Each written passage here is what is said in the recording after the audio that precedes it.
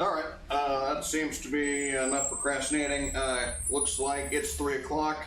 Kids are coming home from school. It's time for you to tune in to Daddy Warcrimes to make things out of wood. And we are going to hopefully later today continue on our sawtill, but for the time being, I'm playing around with my compass plane. Because this thing's kind of fun. And I'm just trying to get a feel really for how to make it cut the outside circles.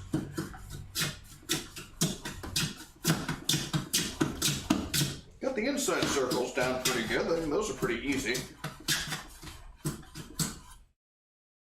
The outside curves are proving to be a bit more difficult.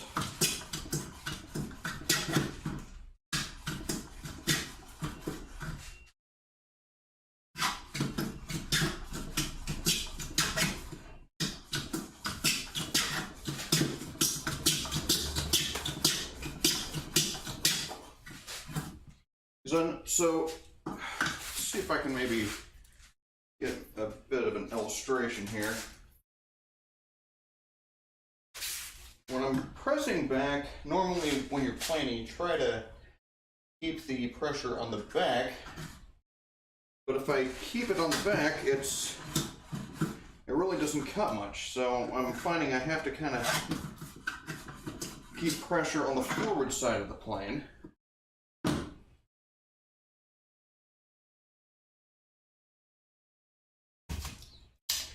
And this thing is shifting quite a bit laterally as well. I'm not really sure what the cause behind that is. My frog does seem to be ever so slightly off-center. And unfortunately, with the design of the number 13, it's kind of hard to really adjust the frog without taking off the sole. And taking the sole on and off is a bit tricky. And there goes the school bus again. So there's I'm not sure if you guys are going to be able to see this. There's a screw back here for the frog, but the sole is kind of in the way.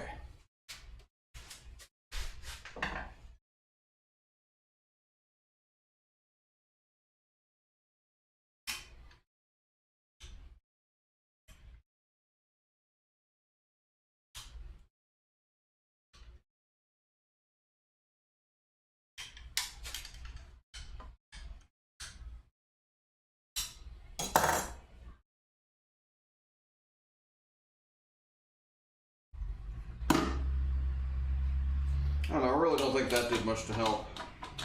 I'm going to try it all the same.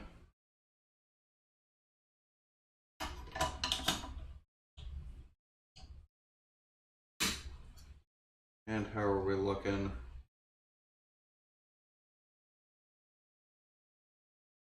A little bit that way, maybe. Let's give it a try.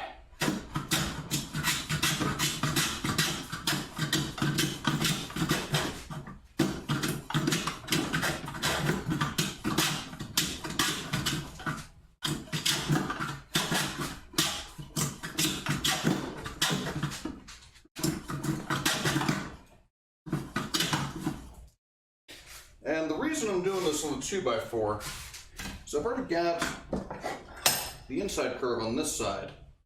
And the idea I'm having is that I can actually use this to adjust the radius of the plane.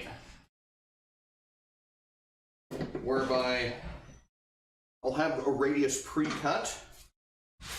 And with the number 13, because this is just a really funky plane, unlike the 113 where you've got a bunch of gears where you can actually adjust both aspects, both sides of the sole at the same time, with a number 13 you have to undo this screw, adjust it kind of by pressure on the sole, and then tighten it once you get it in place. So I'm thinking if I can get a consistent radius curve all the way around, then I can just stick the plane on that, maybe put some clamps to hold it in place, and then tighten it down.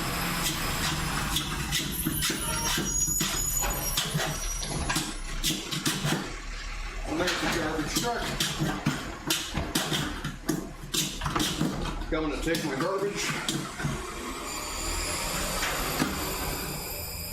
A little late in the day, but better late than never, right?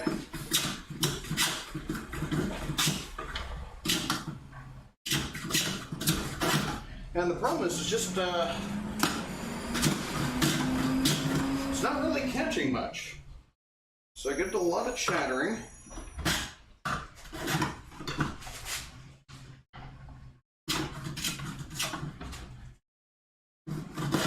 It's not taking off really much material at all.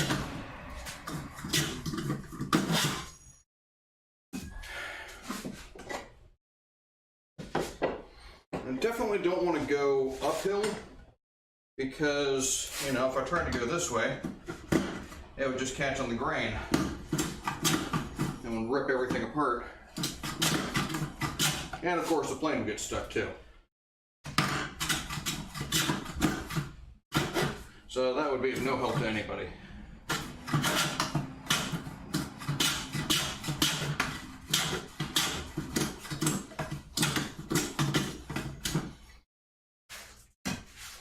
And what I'm starting to think is that maybe just I need to start with a shorter piece of wood. So let's go ahead and we'll get one about yay long. All right, and I'll cut this end off. Move you over here.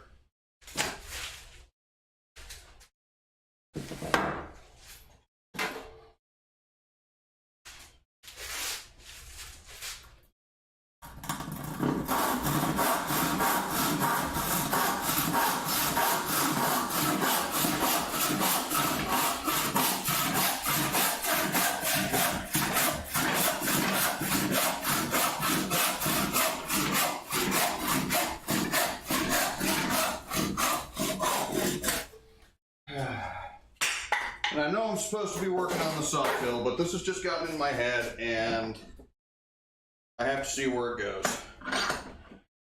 You know what I'm saying? Hopefully you know what I'm saying.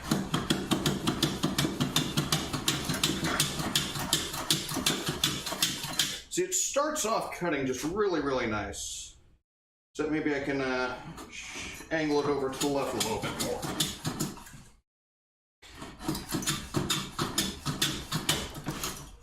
Maybe I can stab myself with a splinter. Oh, that's felt great.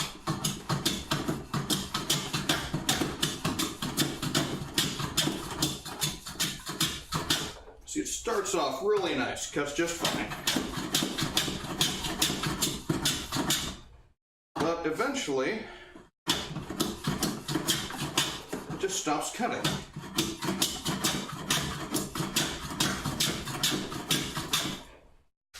And unfortunately, because this particular model of plane was quickly replaced by, so this is a number 13 plane, and not long after it was released, Stanley came up with the model number 20, which was a vast improvement. And the model 113, which Stanley doesn't make, but there are variants still made today. So the 113, which is kind of the third iteration of a compass plane from what I understand, was the pinnacle of achievement with compass plane technology.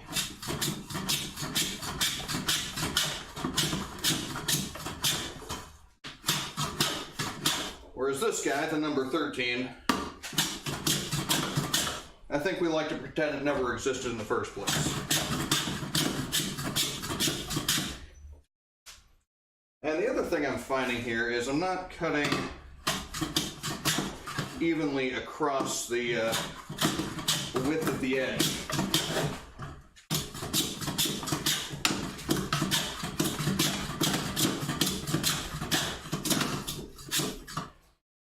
I'm not terribly sure how to address that. See, we're kind of a little bit better now, and I don't know why it's working better on this one than it was on the last piece. But it seems to be. So I'm just going to go with it and see where it leads.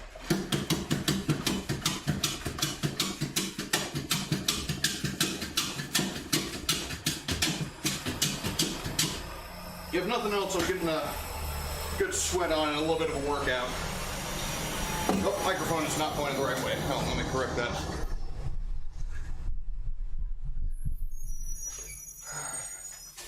Get a little bit of cardio because I missed my run this morning.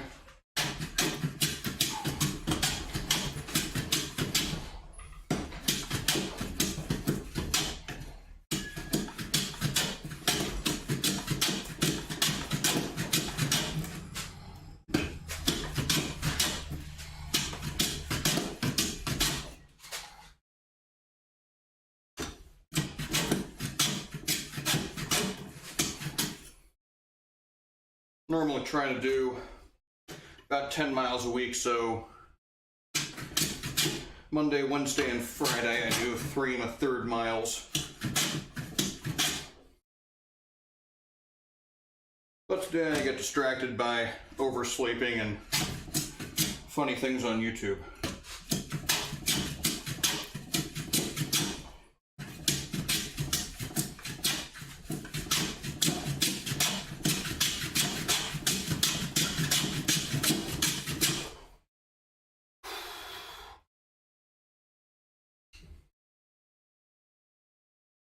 And we're shifting over quite a bit. Let's see if I can.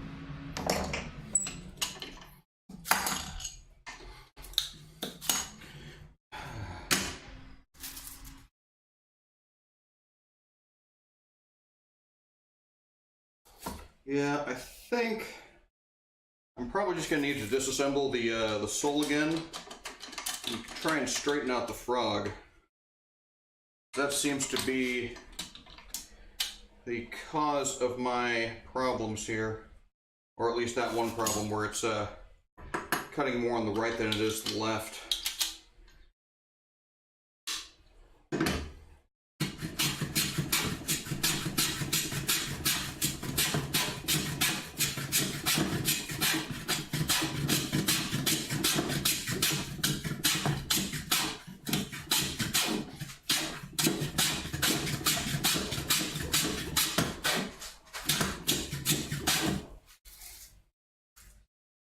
There we go.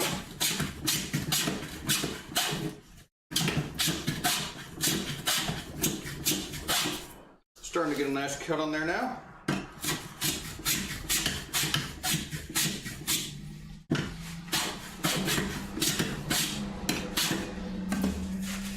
Flip it around, look at the other side a bit.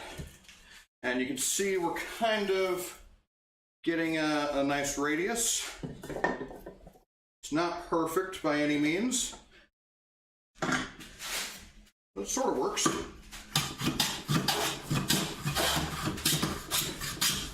Now, I'm not doing anything with this. This is not a critical piece. This is just for practice. Try and get a feel for this plane.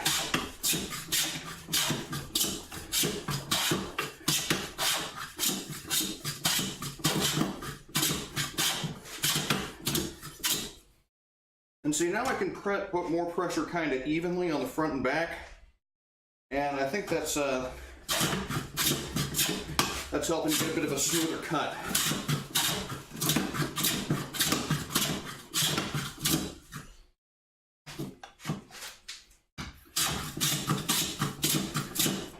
And again, always wanting to go downhill when we can.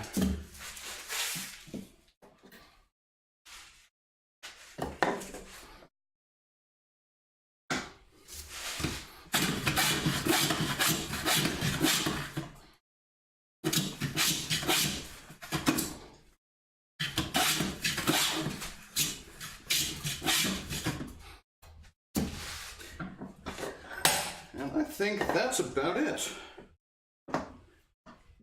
Supposedly, when you get down to the right radius, it'll just stop cutting. Which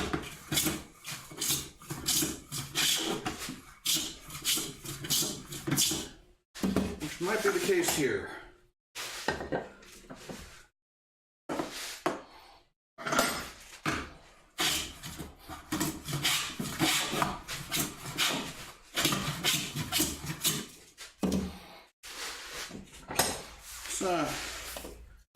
Take a look at what we got here. Oh, no, I'll drop that. So yeah, that's what a compass plane does. Okay. That was an unnecessary diversion, but entertaining all the same. To me, at least. Whether or not you are entertained, well, you'll have to let me know, because I can't read your minds. Whew. All right. Got our heart rate up. We're in the wood shop. Let's make some stuff out of wood. Okay. So, where I left off was here. And this is, well, let's get our maintenance out of the way. And I think I want my 3/4 chisel. That'll probably be sufficient for these purposes. Make sure it fits. 3/4, yes, you fits.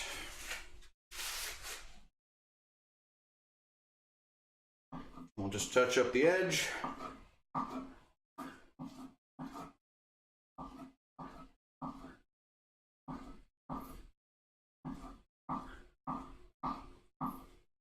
Oh, how about some light? We got overhead lights there. There we go. I know we got plenty of sunlight with the garage door open there.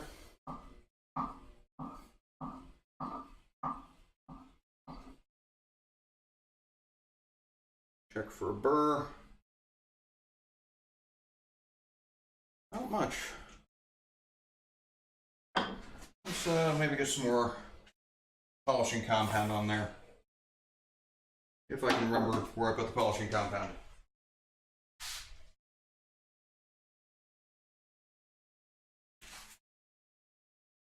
Ah, there we go. I hid it from myself. That'll do.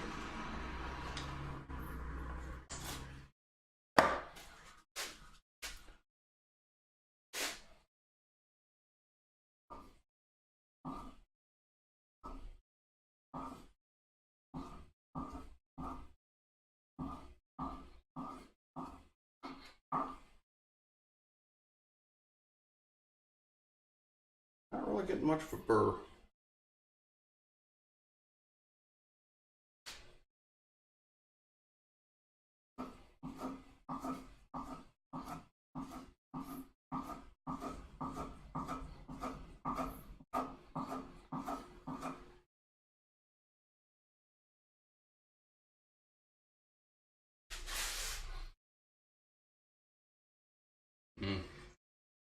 You know, I'm not really happy with that edge, but it doesn't seem to be cooperating with me right now. You'd think I'd get a better feel for sharpening, but it seems to be trickier than it looks.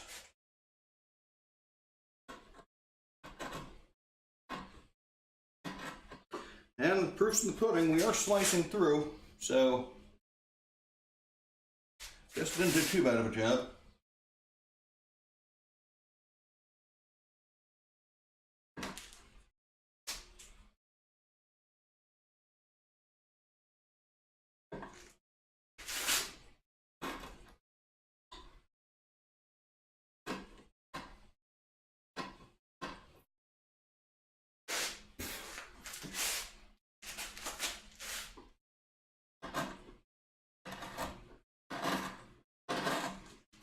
And The reason why I shut down last stream was because, let's see if we can, with this work right here, you have to get really up close on the bevel on the edge, and it provides a lot of opportunity to cut your fingers, which we don't like. And I know my tetanus shots are up to date because, well, I cut my finger with this chisel about a year ago. So that should still be good.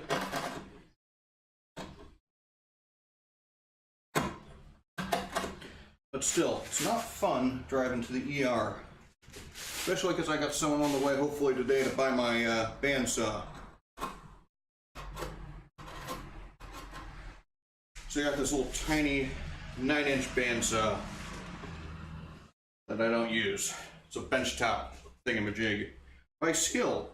Skill is not who you think of when you think of bandsaws, but believe it or not, they make one.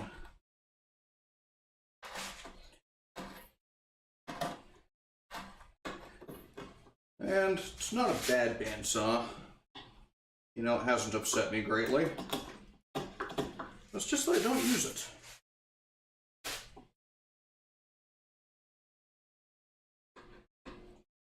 You know, I'm more of a hand tool guy.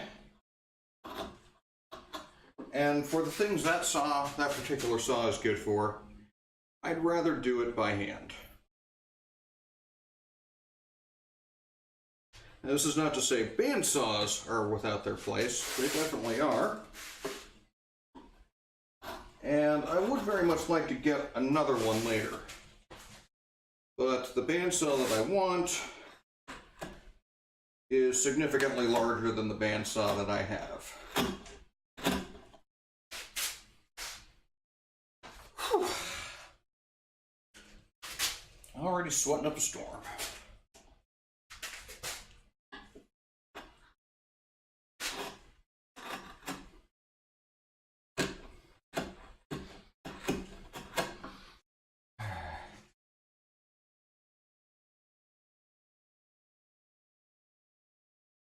I barely even started today.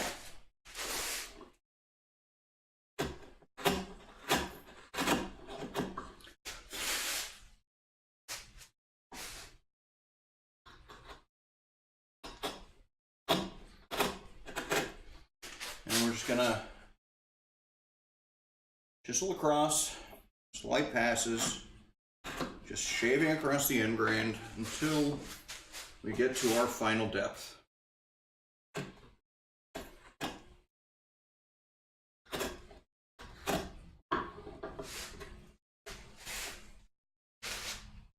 Maybe a little further, which will be okay. I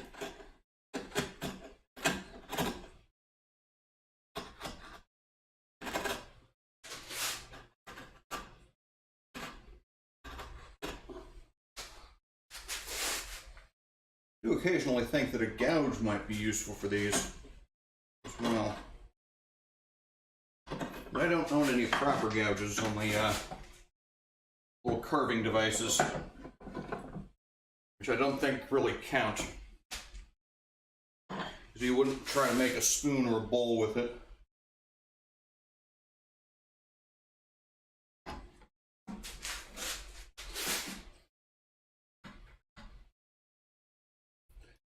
And what I'm doing here is just a kind of a angle cut, sort of at a 45 almost, at an angle to the grain, angle across the grain.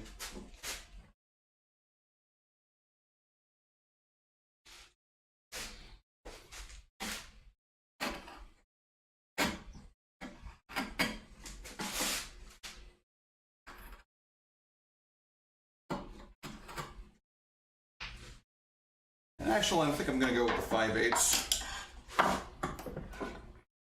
Maybe touch up the edge on this guy. This will give me a little bit more wiggle room in between those tails.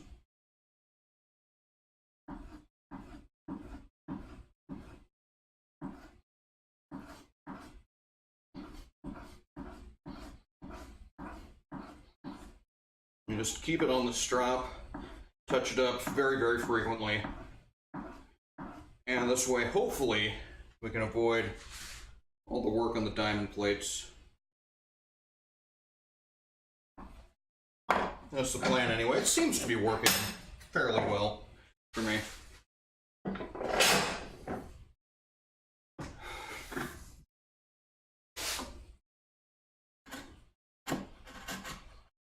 And that's nice and sharp. You can tell it's sharp because it cuts well. That might not be obvious to some. But ultimately, that's all that really matters, is how well does this blade cut.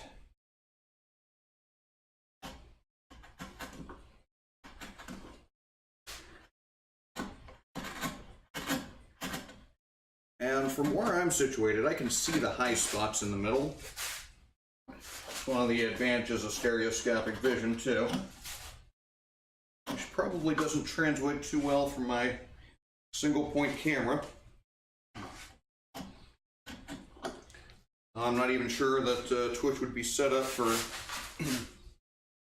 3D live video. That, in my estimation, would probably be very bandwidth intensive.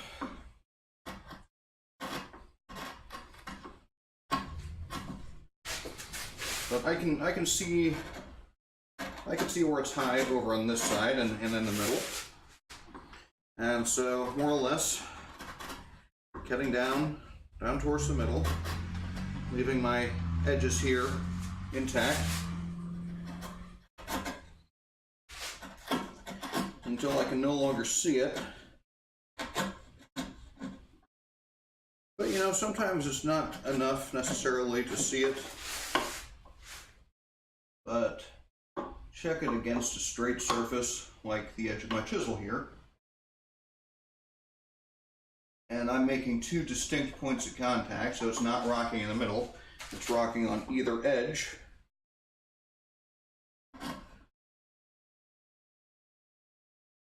Which means that if I'm not flat, I'm hollow in the middle, which is a good thing. All right, now how are we looking on these outside? That looks pretty good. How about you? How are you cooperating with us? You most certainly are. All right, those are some tails. Well, we're going to need to move some of our tools. Let's see, zoom out.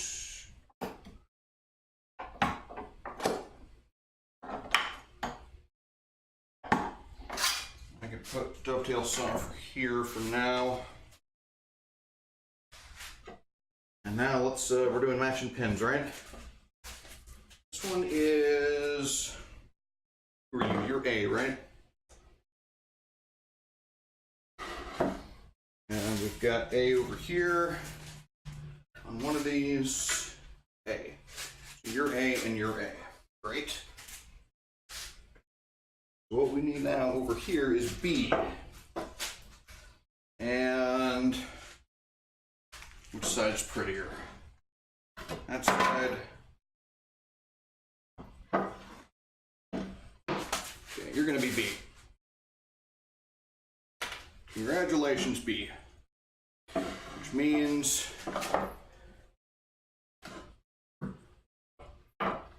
make sure these are oriented right. So this is also going to be B. Okay.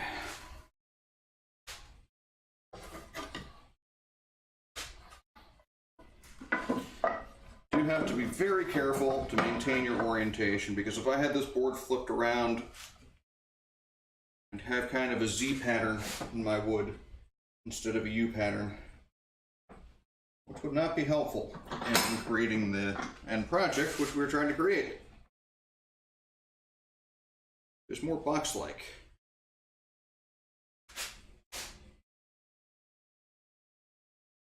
Okay, get that nice and lined up, best as we can.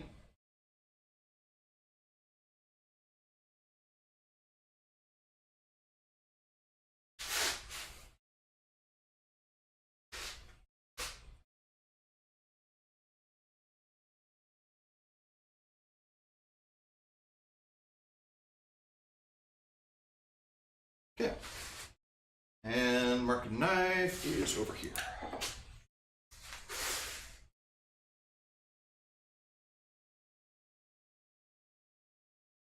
And we're kind of trying to reach underneath the pins or under the tails when we're scoring like this.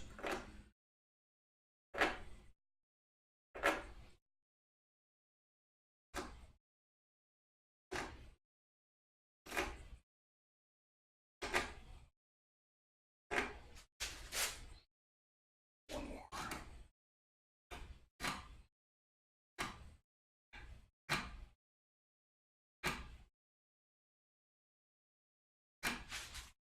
And switch sides. And I inadvertently just chamfered this, so that saves me a step, but it's a little premature.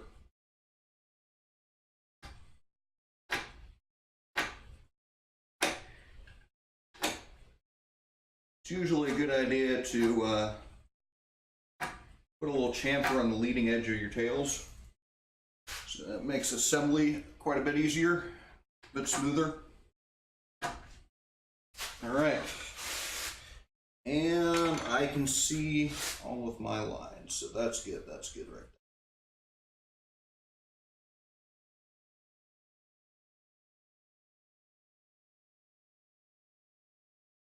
there. All right, and I'm going to mark those right there while I got this scored out.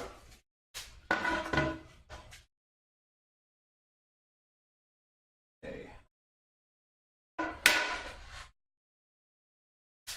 Keeping those out right now so I can see where they are. I'll grab my wheel gauge. We're still set for 3/4 inch, so that's the thickness of the board. Let me know where to stop. I don't need to mark the outside, so that was kind of bad that I did that. But as we say, this is shop furniture, so it doesn't necessarily need to be all that pretty. Okay. Now where I can,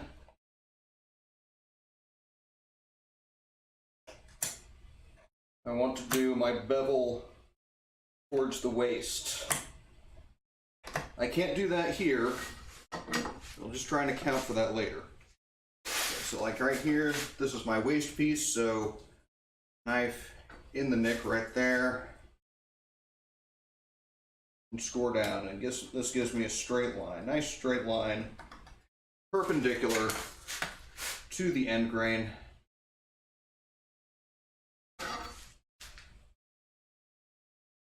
And this one right here,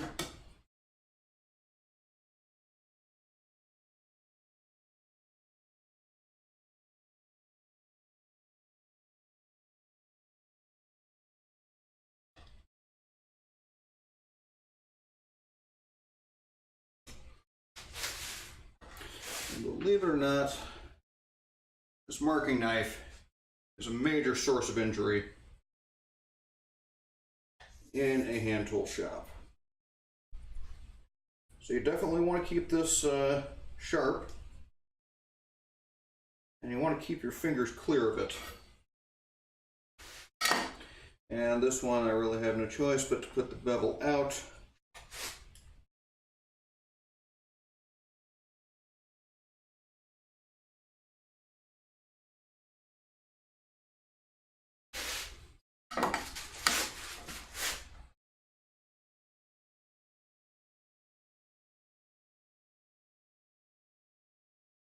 I'd say probably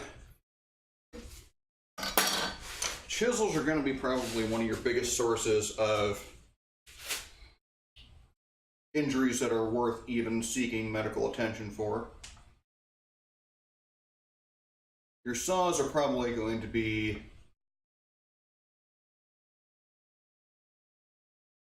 more common for creating injuries. Say you slip with a saw, you might brush it up against your fingers, and that can cause, you know, a little bit of a cut. Nothing major though. You're not gonna cut a finger off with a handsaw, generally speaking. But you can draw a little bit of blood sometimes. Not even worth a bandage most of the time.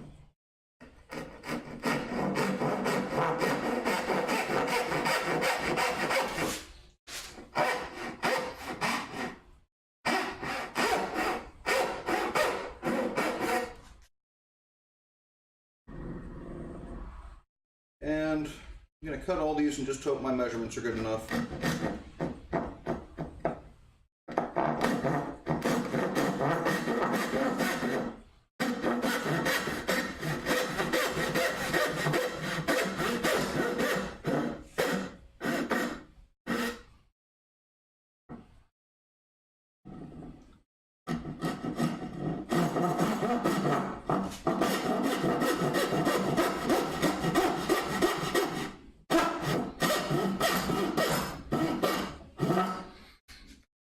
This is just a matter of technique here. Start on the back edge, so exaggerating a little bit. Put a small notch right there and kind of bring it across.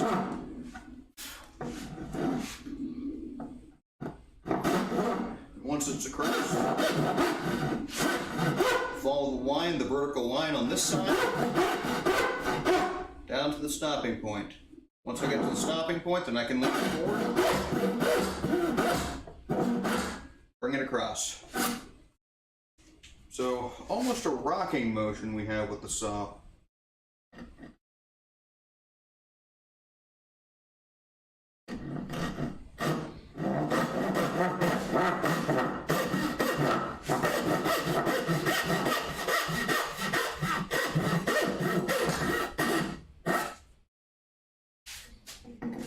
That last piece, we're just bringing it back up to parallel. It's the fastest part of the cut. Because by the time you get the cut it down to 45 degrees like this, you've already established your curve, and you really can't mess it up at that point.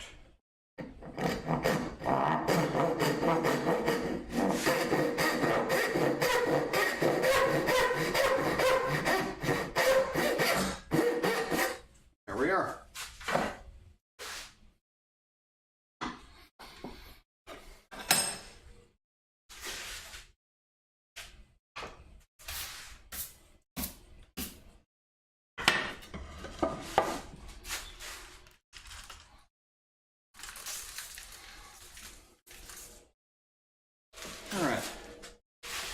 Hold fast. Maybe a mallet.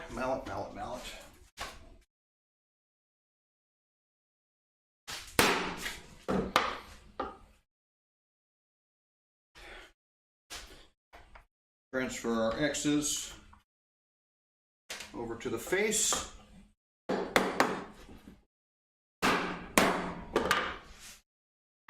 Back to chiseling.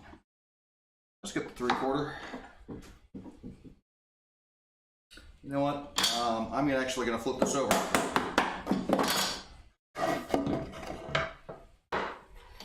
And again, transfer our marks. I think going this way first is a little bit safer. Could be mistaken. But yeah, 3/4 still fits. Ruby. Let's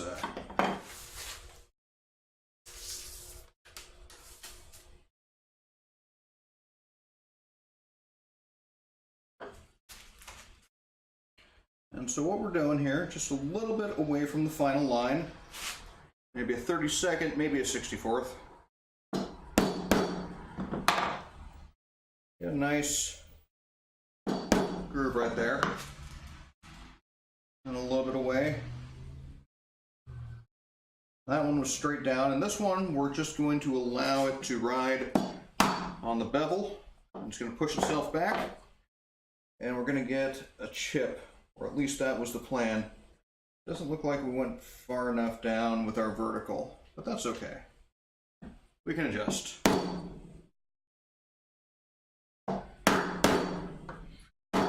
Get a bit deeper this time. Move back out. Nice little chip.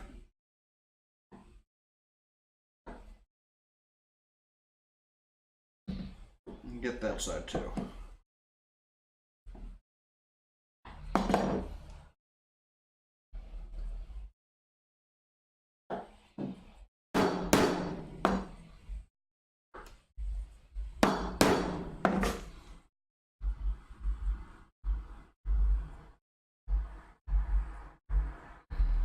A little bit further out.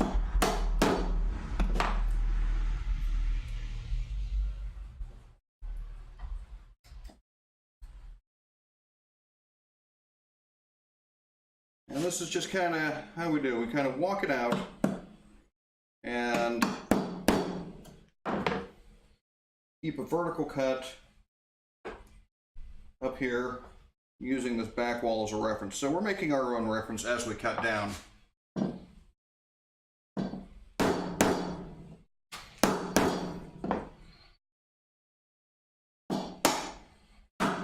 We don't go all the way through, just about halfway through.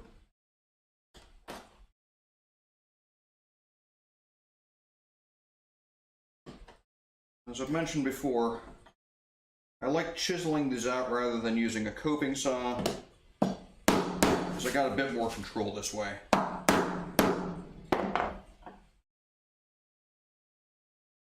Coping saw is a fine method,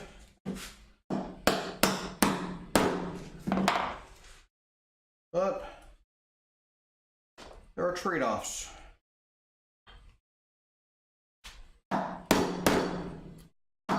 I think the coping saw might be a little bit faster, but not too terribly much.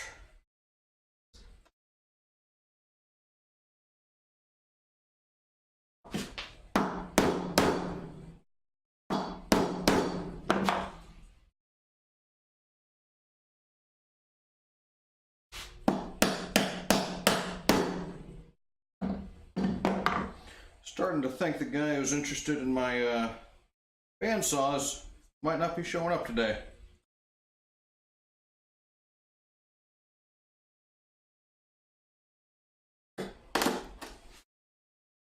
Sometimes you don't need a hammer.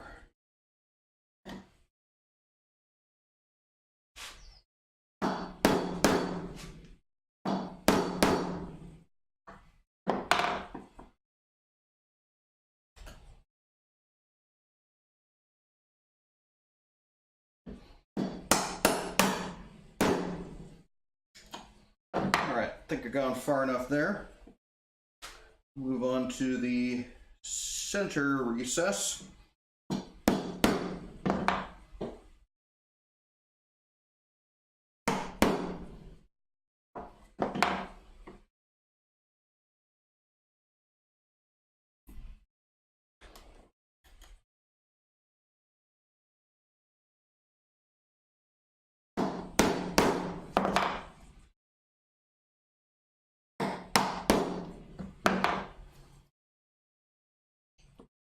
This technique, just kind of walking the chisel back and forth like this, it's useful for all sorts of things, all sorts of cuts. Cutting out mortises.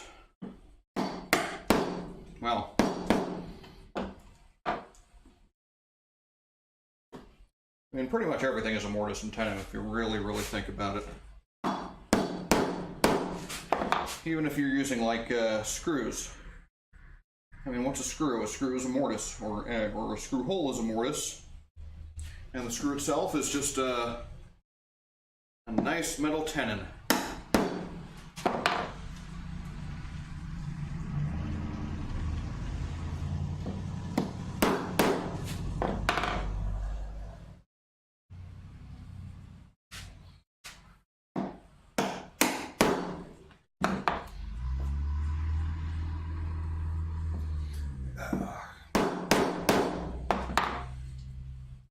You know, sometimes I kind of worry that My neighbors are going to see me out here chopping on wood and think I'm just talking to myself.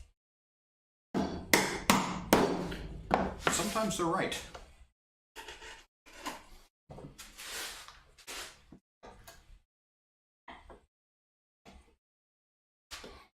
But no one's called the cops on me yet, so I'll call that a win.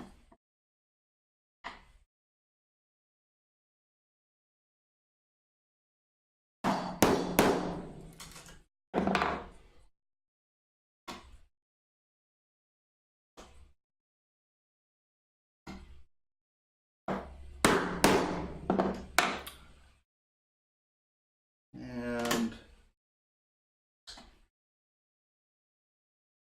a couple more chops on this one.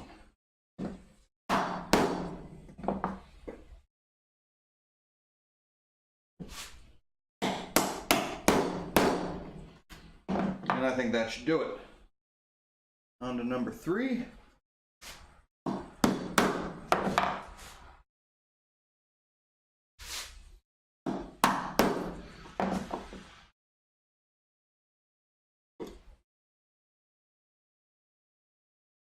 One of the big problems of learning how to do joinery like this, especially dovetails, is by the time you get in the groove and you're doing your dovetails quickly, or at least decently, you've pretty much cut all the dovetails you need on that project.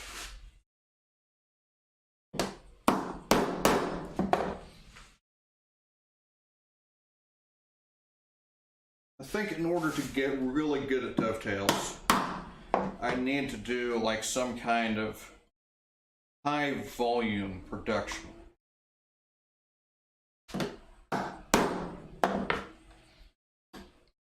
Like maybe a chest of drawers or something like that. That would be an immense number of dovetails.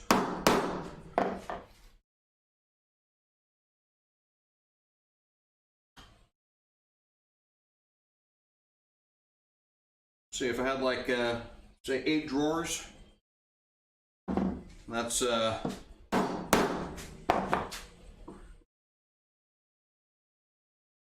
4 sets of dovetails on each drawer.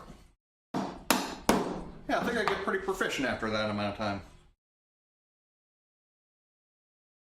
I think it would benefit from doing all the dovetails at once if I was doing that too.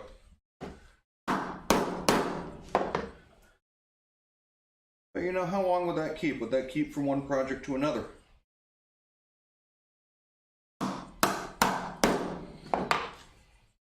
These are things I don't know, but should experiment on. I think that'd be a worthwhile experiment. That, and you can always use another set of chest of drawers.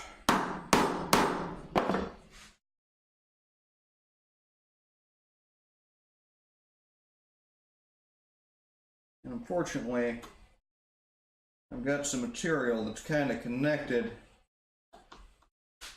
my thin fibers. It's just not prying out, so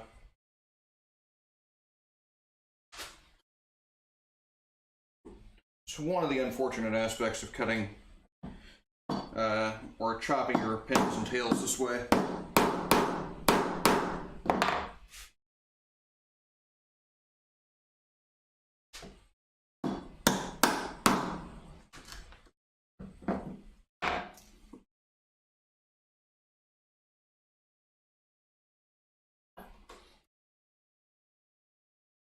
I'm trying to pry them out there with the edge of your chisel right there.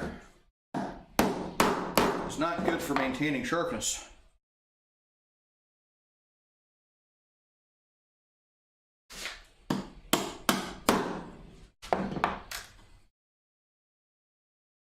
That should be far enough.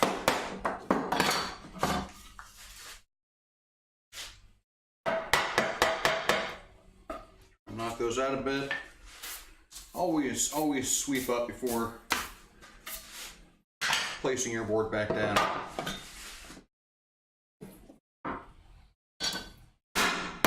Now these ones, because of the angle here, I kind of have to watch myself. I got a little bit of leeway because of the saw curve, so take advantage of that. But light tap. And it's going to become more evident as I go down the amount of care I have to take on those.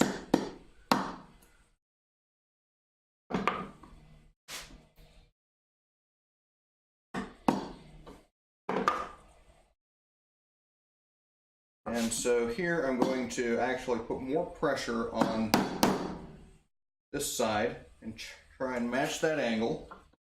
And I'll do the same thing over here. I'll do one straight up and down in the middle. And that's going to be the theme for this side of the board. Angle. It starts straight and then you kind of shift your weight.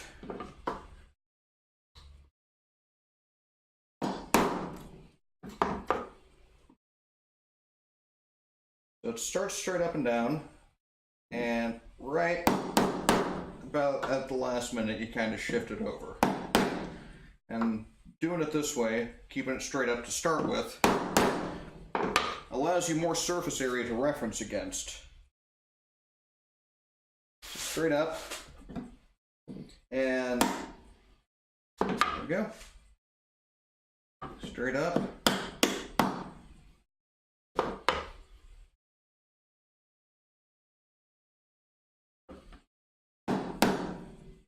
Now when I'm doing the vertical cuts here, the vertical chops, I can actually reference the blade. So I reference the back of the blade up against this vertical wall that we've cut. But when I'm cutting the angle up in front, I don't have anything to rest on, so I just rest the flat of the blade right there along the surface. And that I do have enough time to adjust the angle of the cut as I tap it down. So that's no problem at all.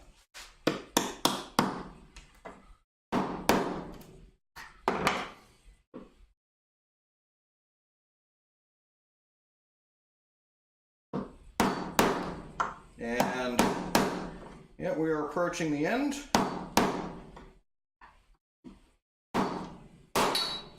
There she goes.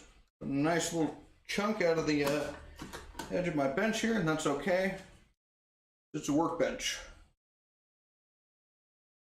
And workbenches are not necessarily pretty.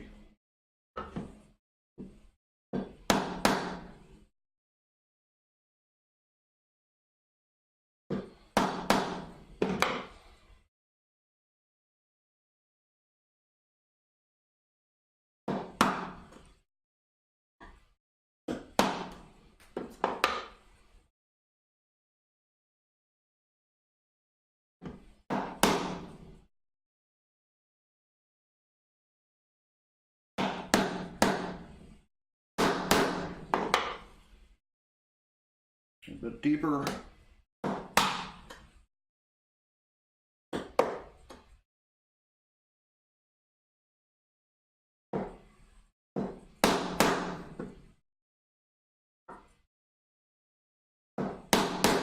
It's not a huge problem if I do cut and end up cutting like the inside of these pins.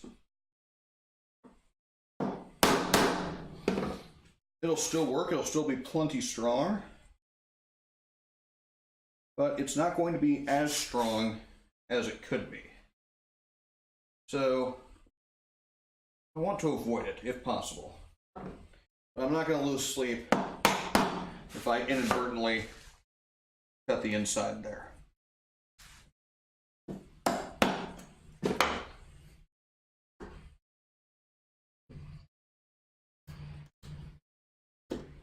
It's a hot day today.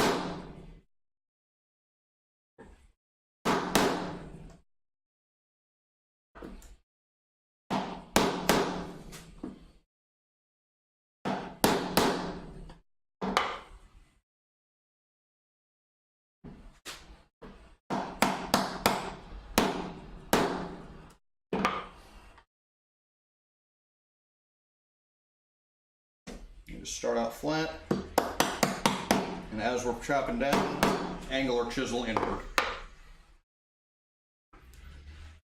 Let's pull the handle out and towards the outside, not pull it out, but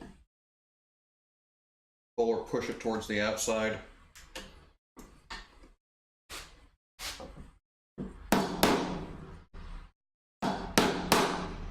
And we might be through. There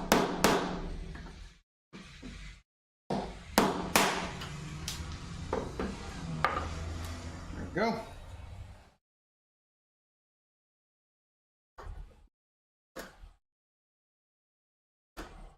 Yeah. Come back to that, obviously.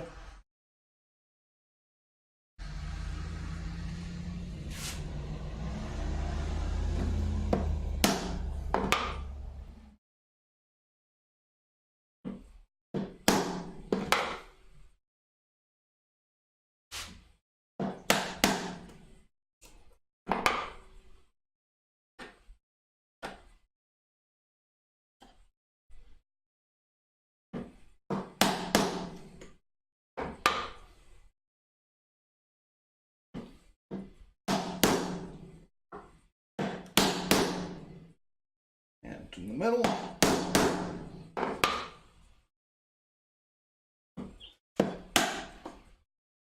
Now this one I didn't cut very well because kind of angled towards the outside as I went down.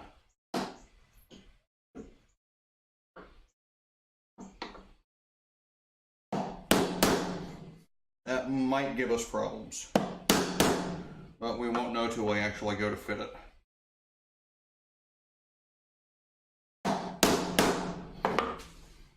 I don't think it'll be too much of a problem. It's, again, doesn't need to be pretty. It's just shop furniture.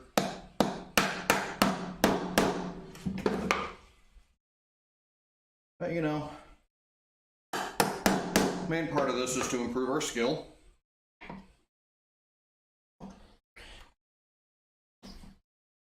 So we're going to try and make it as perfect as we can possibly get it.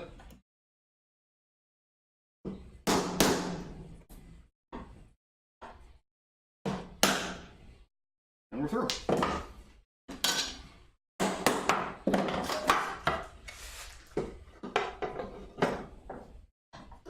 All right, I'm going to take just a quick break to grab myself some water and go away.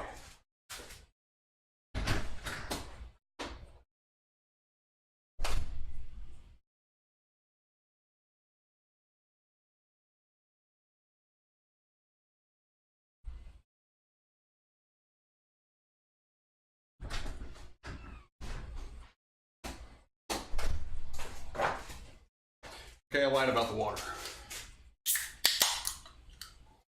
There wasn't anything cold in the fridge.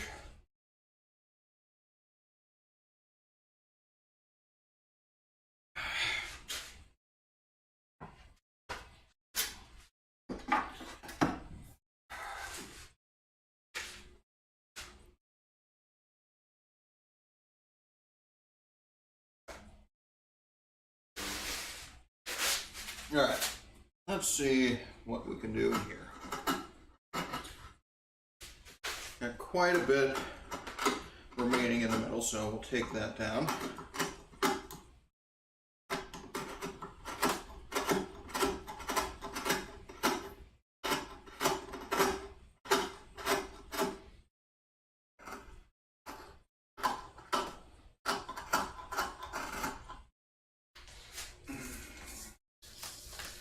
We actually put this where we can see it.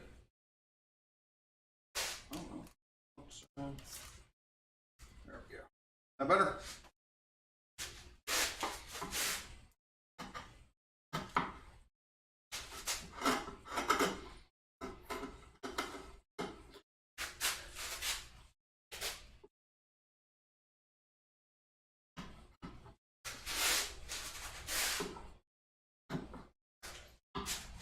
And if you are new to this channel, do be advised,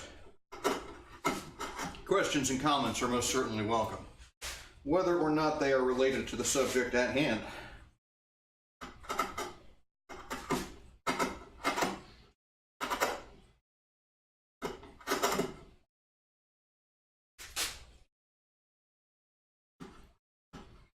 So while this show is dedicated to woodworking, I've also been known to discuss topics such as music, programming, gaming,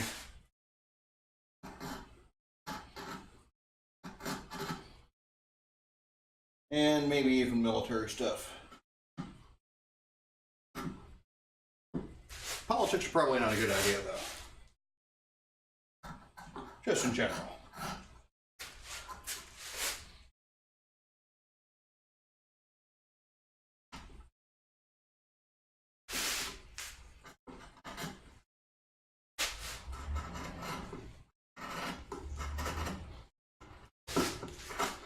But again, the end grain here, end grain is kind of tricky when it comes to woodwork. You're not getting a lot of strength from your end grain in a joint, if that makes any sense. So this right here is the end grain. This is the face, that's an edge, so this is the end grain. And mechanically, the strength is going this way, right? So we're going to have our tails in here, and they're not going to be able to come out this way because they're going to be locked in place. They could go that way, but not that way, right? So realistically, they're going to be sliding that way. And then we got the friction fit here. So friction along this long grain with tails is going to prevent it from sliding out. So that's good. But this end grain right here, no mechanical value whatsoever. And further, we're going to have glue in here, right? And glue has some really weird properties when it comes to end grain.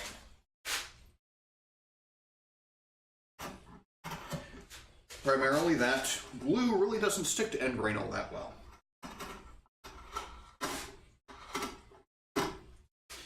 So if you try to do, say, like a butt joint, right?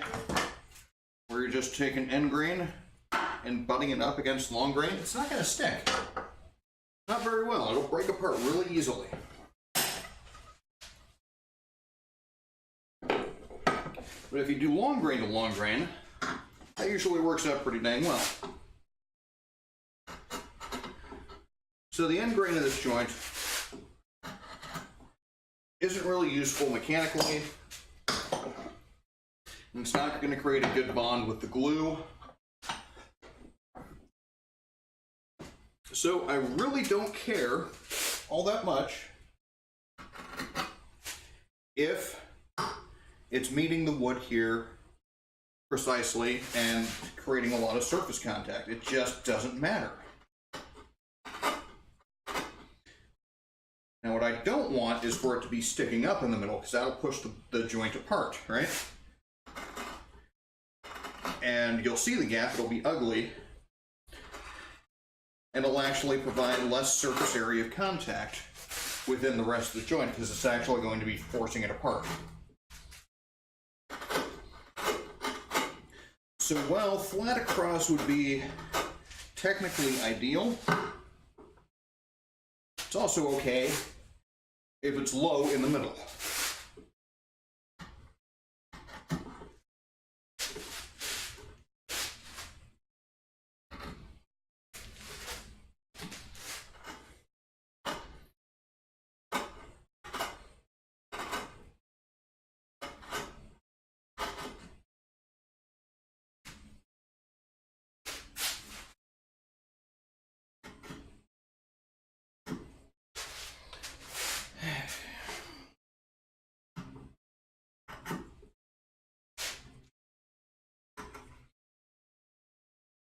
In fact, a lot of guys, when you're doing like your machine cut dovetails, right? Say half-blind dovetails with a router jig, you are most definitely cutting out more material that way.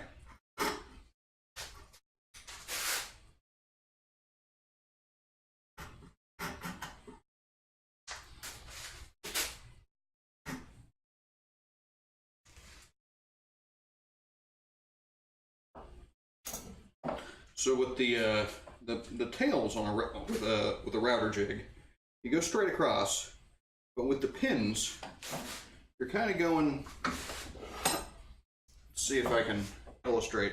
You can imagine this is a dovetail bit on a router. So it's going to come and it's going to cut this particular angle, right?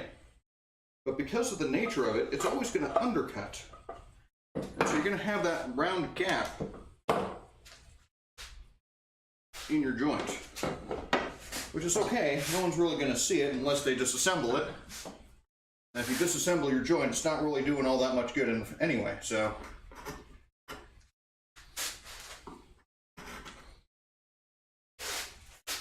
All right, have a look in.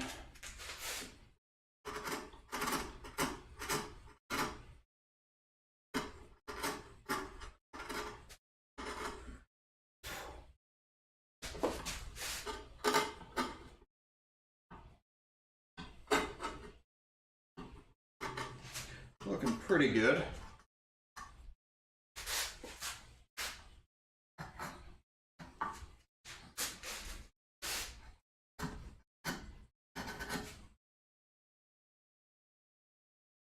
And I've never done dovetails with a router jig.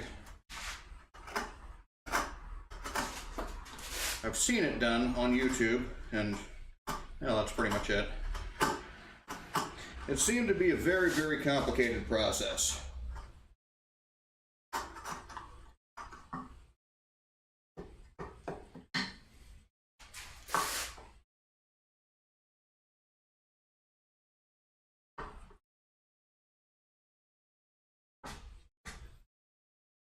I'm just checking. We don't seem to be high in the middle. And there's the mail. Hello, Mr. Mailman. And we're joint B, right?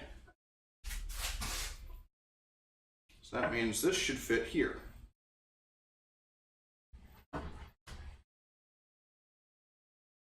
Oh.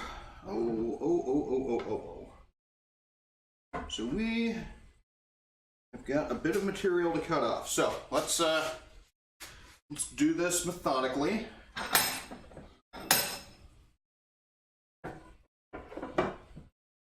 And see if we can actually show where we need to cut. So, go here, get the saw out of the way, get the mallet out of the way. Okay.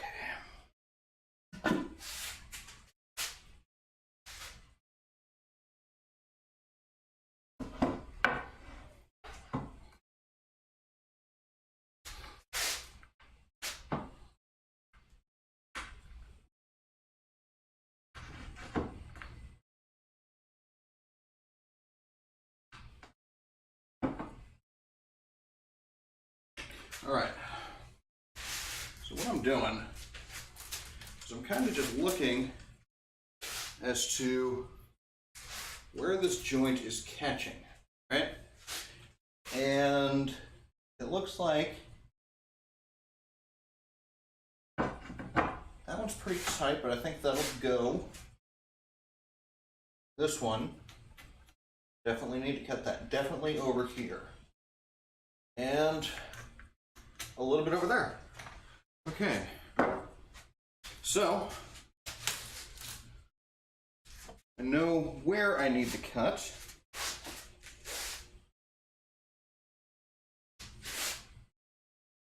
I didn't actually mark that one, did I? This one. And I'm doing a little bit just across the grain. I think this way gives me a little bit more control as to how much material I'm taking off. If you go with the grain, if you kind of split it, you do run in danger of catching some wild grain and it's splitting in a way you don't like it.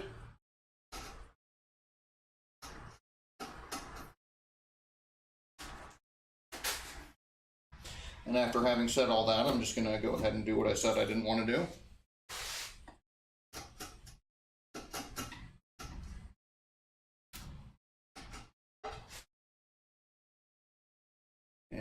this one.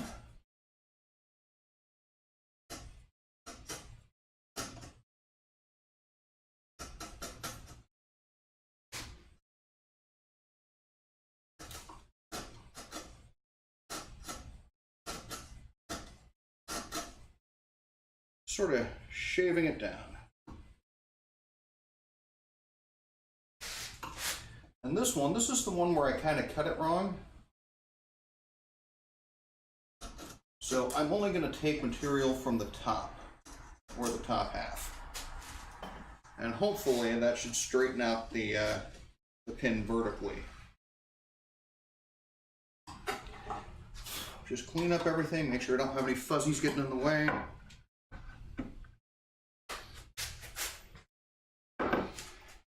And if you were here last episode, you might have seen that it fit perfectly the first time, and how surprised I was that it fit perfectly the first time.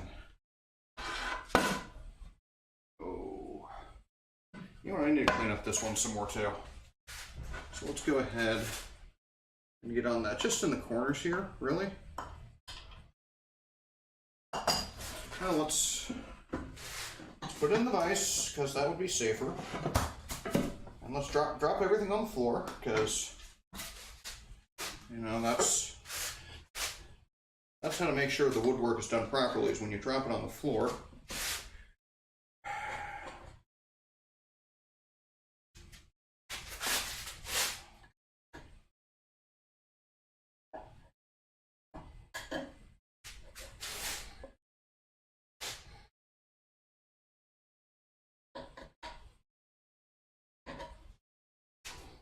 I'm just kind of scraping just a little chamfer off the leading edge.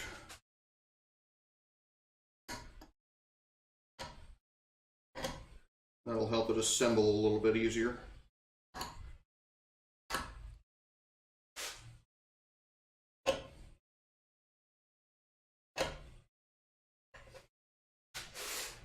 It's not a great way of using your chisel, but it works. Just clean out the inside of these corners. Any residual fuzzies, we want to get rid of those. Alright, let's see if that improves our situation any.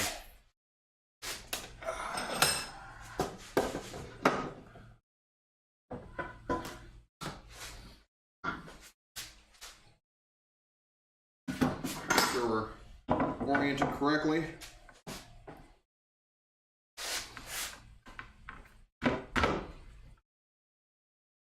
Okay, I'm going to give this a few light taps with the mallet,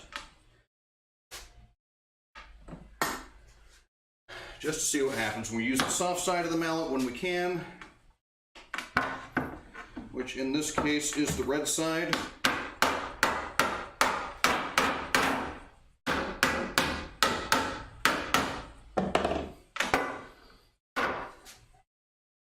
Yep.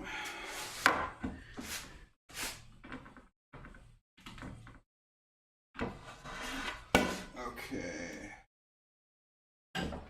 So your problem is that I need to cut actually some more material from the base there.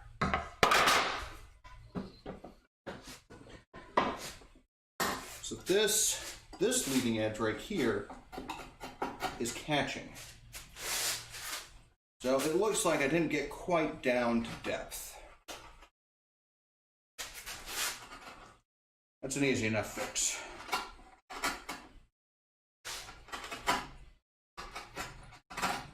And this is more likely what you're going to see, at least when you're a novice woodworker, when it comes to fitting your joints, is they don't fit the first time. They almost never fit the first time. And usually, if they fit the first time, they're too loose. And so you just gotta tweak them. Shave off a little bit of material there, a little bit there.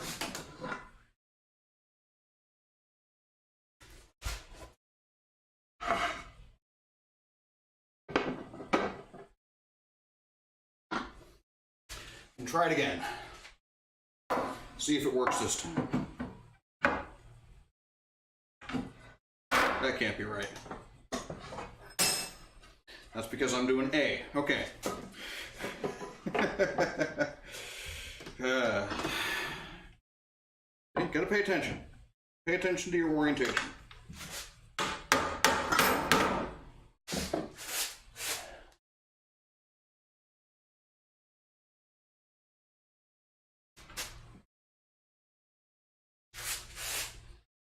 All right, so it's now just this one here.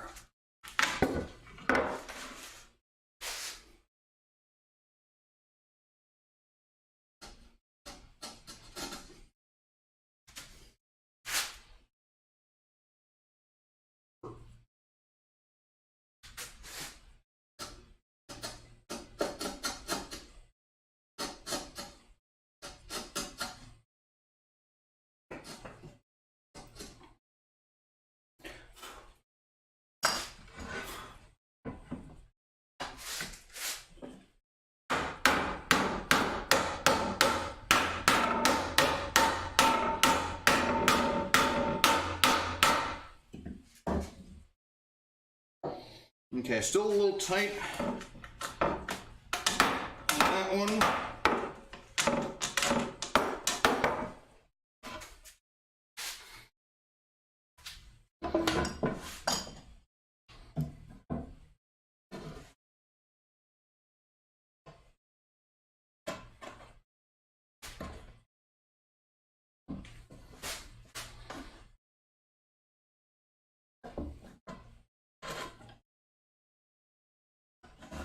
Okay, you stay put.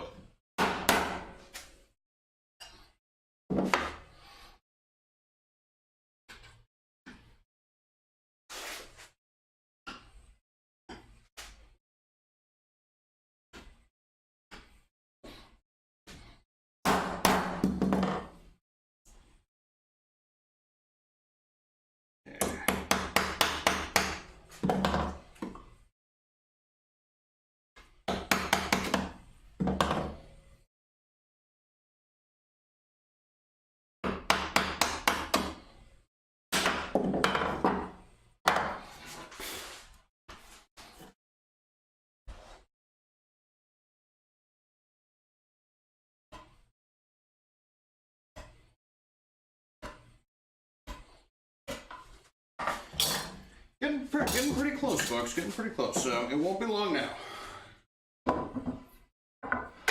I could have forced that, but it's a gamble. Because when your joint's tight,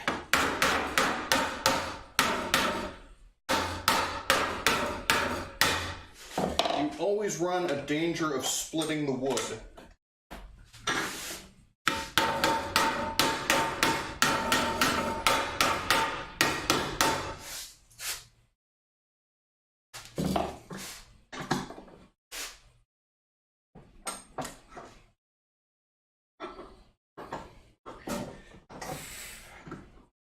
And you don't want to split the wood.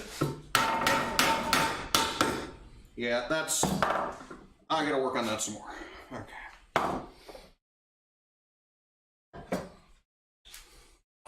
And when it's really tight like this, it can be a little bit hard to get apart. So get a nice dowel and hit it directly on the pins. Pops apart like so. Okay, so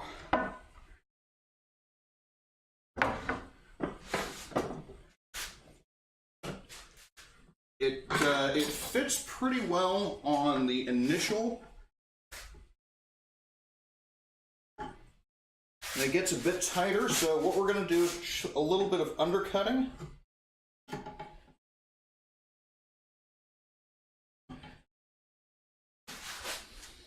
So, either right now these are wider at the base, or they're perfectly even and it's just friction. But what I'm going to do is make them thinner at the base. And so, if they are wider, they'll now be more even. And if they're not wider, well, they'll now just give us less friction.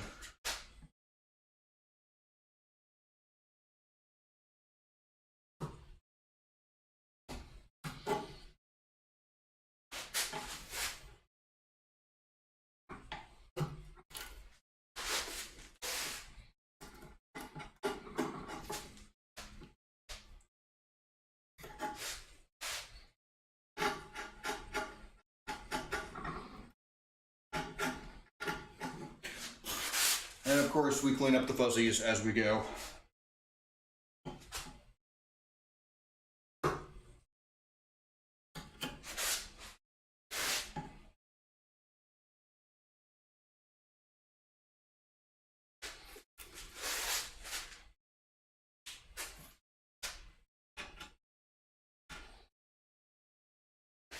All right. Come on. Get out of there. We're done with you. Go away, fuzzies. Alright, let's see if that works. No. I told you. We don't want you here.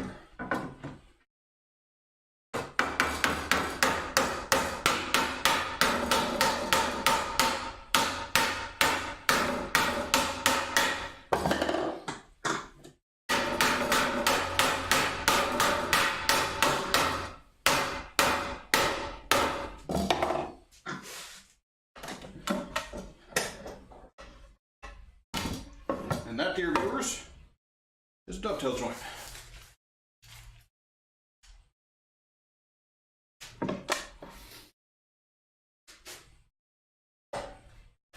And I would say for this shop is a fine example of a dovetail joint. Maybe not quite my best work. Maybe not. But still pretty dang good.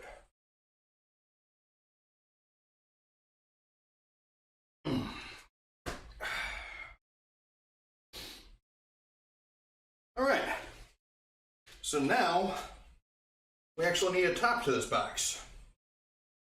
We've got two sides, then we got a bottom, so we need a top. I think that's the next logical place to go.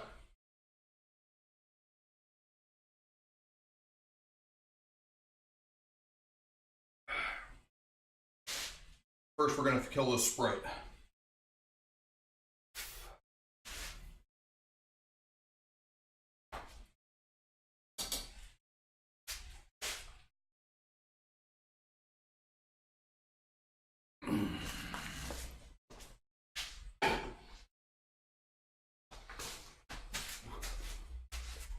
Okay, so I'll disassemble this for now.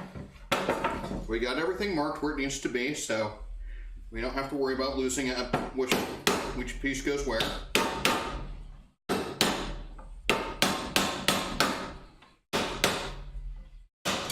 Always a good idea to have a section and dowel handy.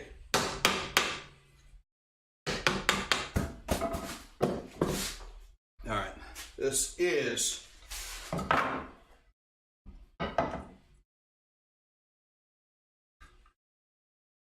and hopefully that won't, hopefully we'll be able to sand that off.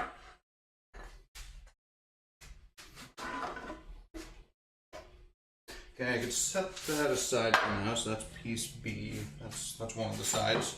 I don't know which side. Doesn't really matter at this point. But we need oak.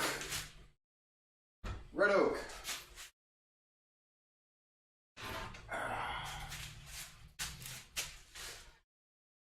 And we didn't have enough of this last time, or when we were doing our initial material prep. But we do now. So, how much red oak do we need? Well, that's really simple. We need exactly the same amount that we have on the bottom, because that's going to be on the top. Right? That totally makes sense. You don't believe me? Yes, the top of the box is going to be exactly the same dimensions as the bottom of the box. And so what we're going to do is line up the edge there.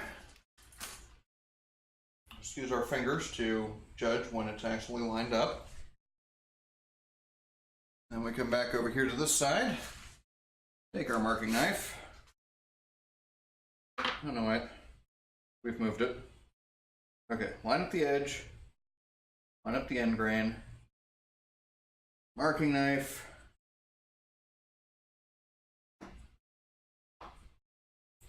And this should be 25.5 inches. I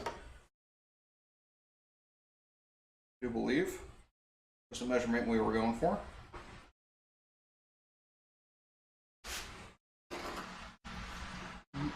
That didn't work quite right. Let's do this.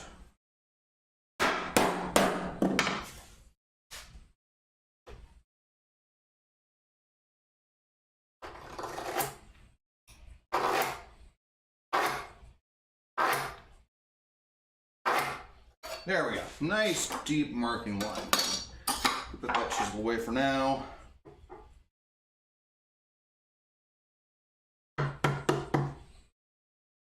And get the big wide chisel to establish our knife wall.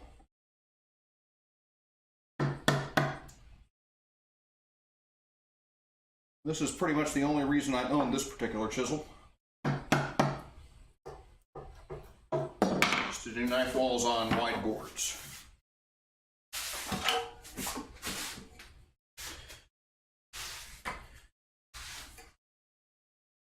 We'll take a crosscut saw because we got a crosscut saw.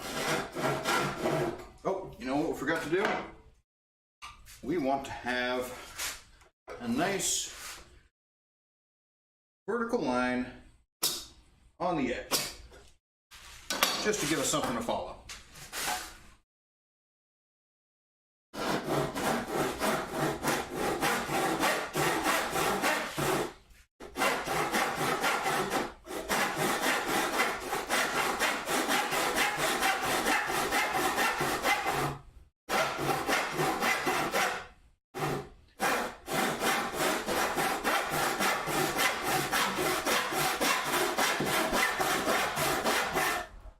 And now that I'm thinking about this, I maybe should have cut this a little bit generous.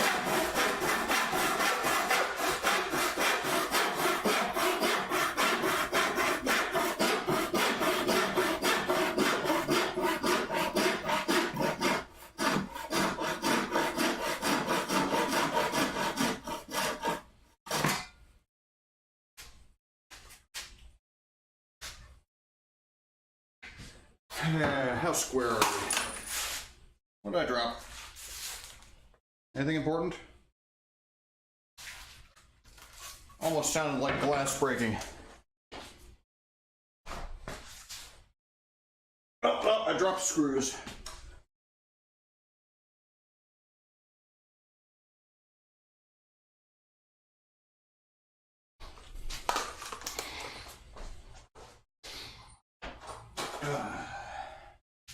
Set those aside so nobody steps on them.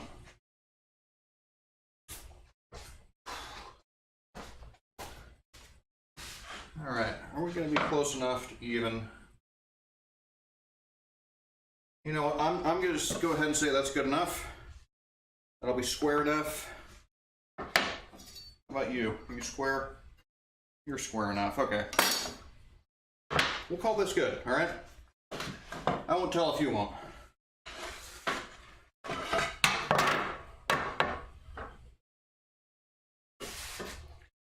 Okay, so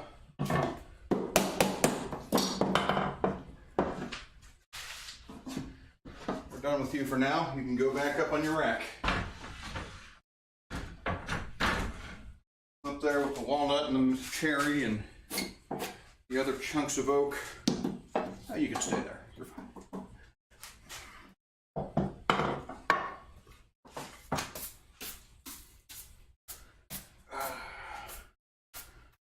Such a very quiet audience today. That's I usually expect that when I've only got like 1 or 2 people in, but there's 4 of you now, and there's been up to 5.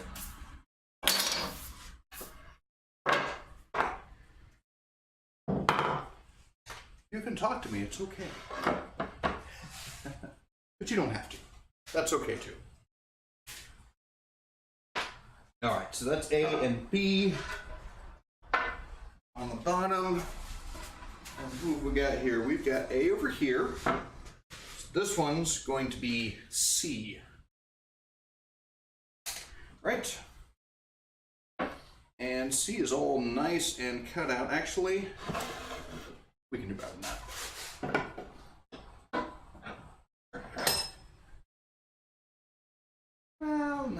let's just go ahead and leave it there. So that's C. And we need to pick one for the inside. So that's going to be her. So you're going to be C now. Yeah. Double check our marking gauge for thickness. Yeah, we're looking good.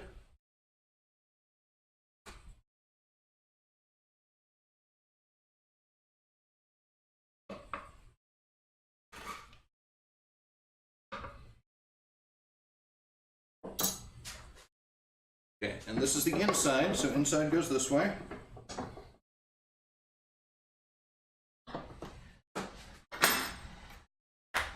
That's the inside. So you go this way.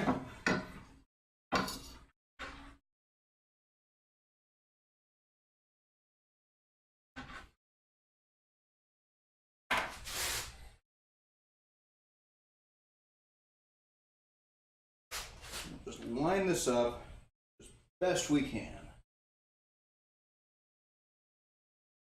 Okay. Downward pressure to keep it in place.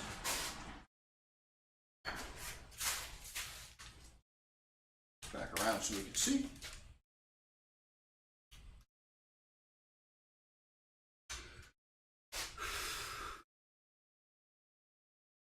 Gonna do a little bit of reach under.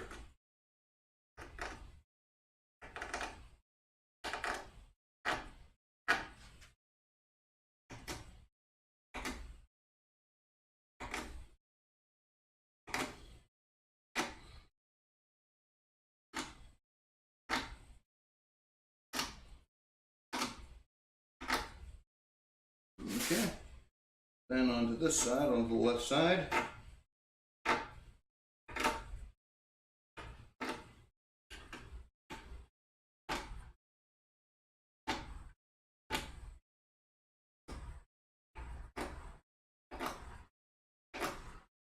All right, and we're going to mark X, X, X right there so we know which sides we're cutting out.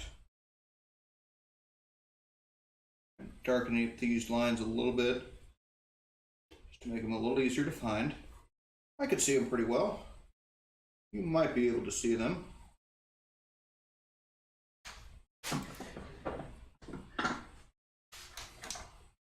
But at an initial glance, sometimes they can be a bit tricky.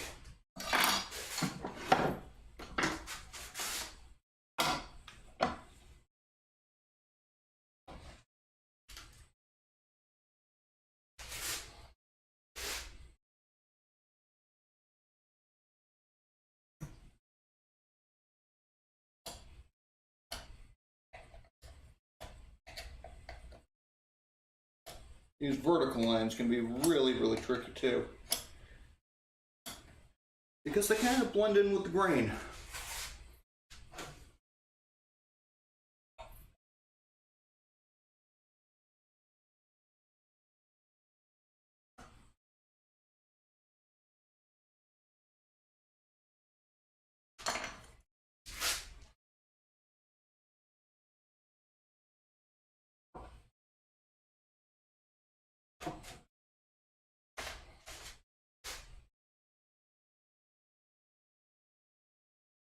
Lining up,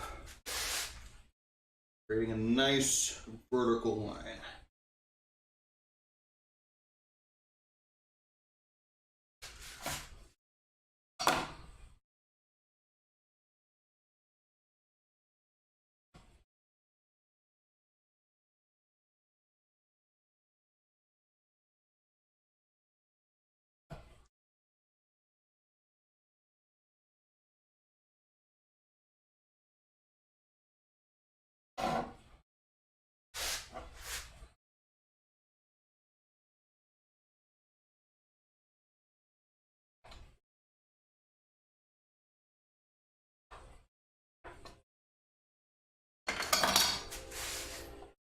Transfer the X's along to the base of the board.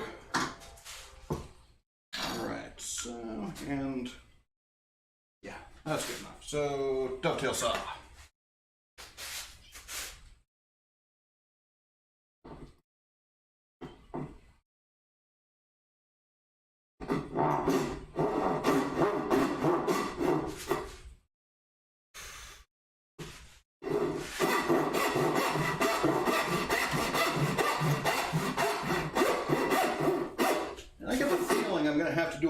fitting with these tails or these pins.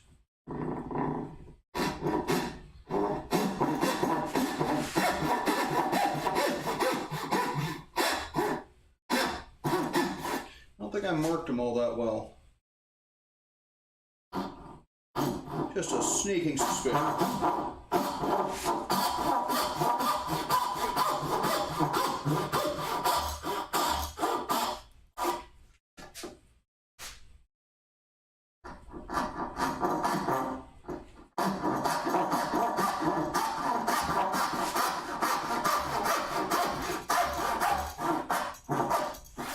And this oak, red oak, eats up your saw teeth really quickly, so careful with your fingers.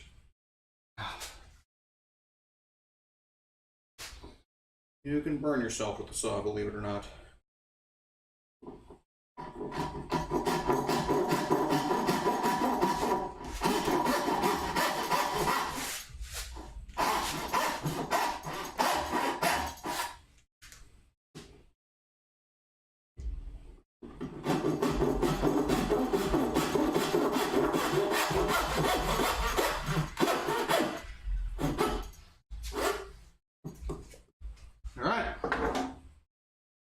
There it be. Put this aside and get to chopping. That's pretty much all we've been doing today is chopping, isn't it? I mean, I don't have a problem with it. I like chopping. Chopping is fun. Because chopping means soon you'll be able to fit your dovetails.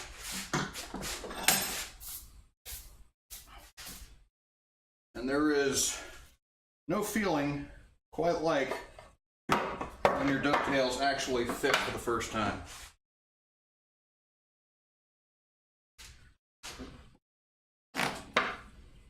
Except maybe when you fit a 10 into a mortise. That's a similar feeling. Okay, transfer our X's just so we don't make any mistakes. And there's our 3/4 chisel. Is that going to be too wide? Oh, that one is. Theoretically, all these joints should be exactly the same size, but they are not. Why? Because we make mistakes.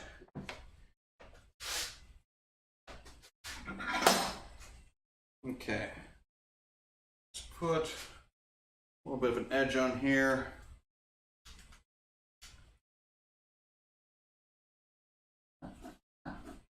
Sharp tools are happy tools.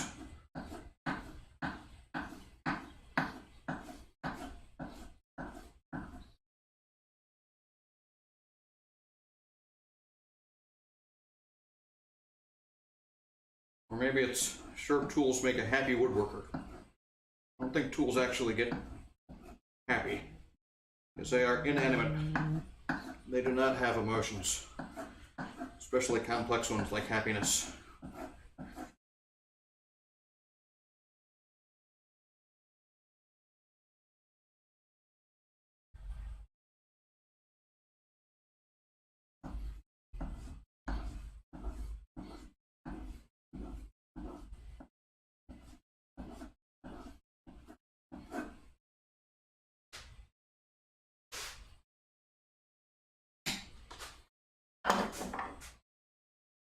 And 5/8 chisel. We're going to need your help on this one too. At least for a little bit.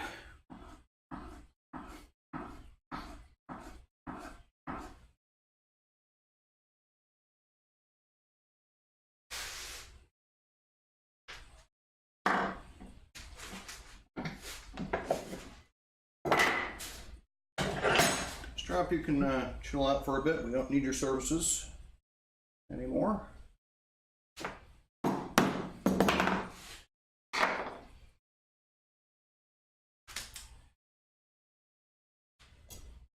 There we go. Nice view of the chisels and the chopping.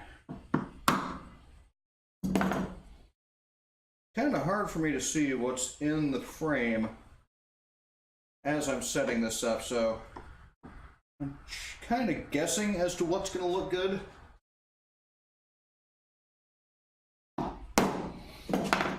I occasionally go back and watch the archive video after the fact. I don't know, I think it looks all right. I think you can see generally enough detail when I've got it zoomed in like this. But I could be mistaken. I'm certainly not a cinematographer by any stretch of the imagination, or a photographer, or a cartographer.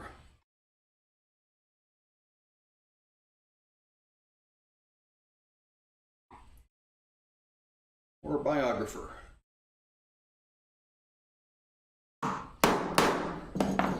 There are many types of ography that I do not partake in.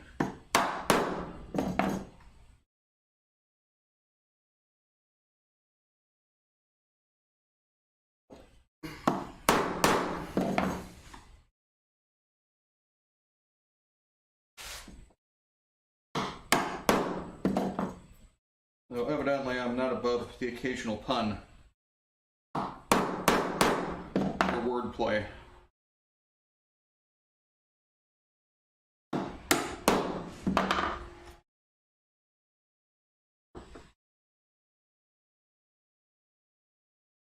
Very rarely, I might even delve into alliteration.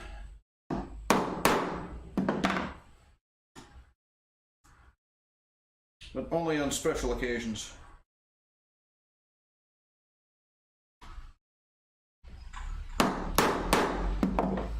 Well, it seems folks are getting home from work now. It's about 4:45.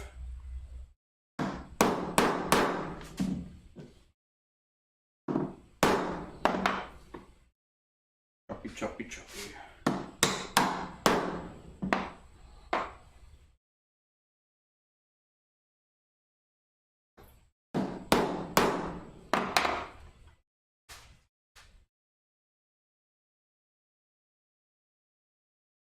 So I'm always planning on what I want to do for my next workbench.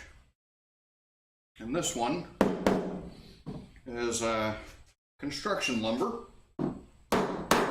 What I suspect is Douglas fir, though species identification is not my specialty. I'm fairly confident it's not pine.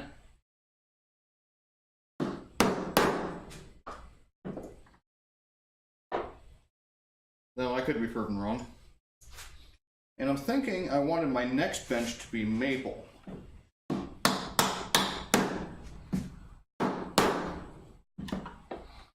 And I believe it was Jay Bates recently did a video comparing his two workbenches. So he made one from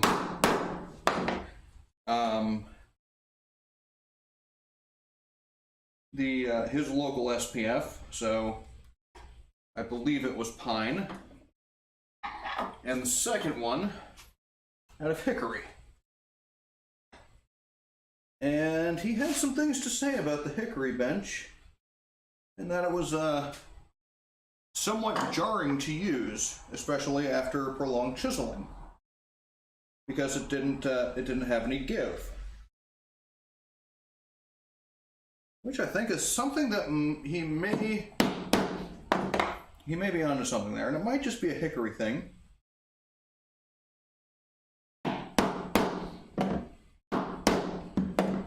But maple, also a very hard wood, which I was planning on using for my bench.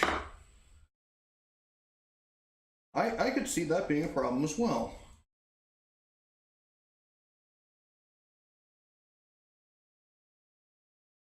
So now what I'm beginning to think is perhaps I will do a maple top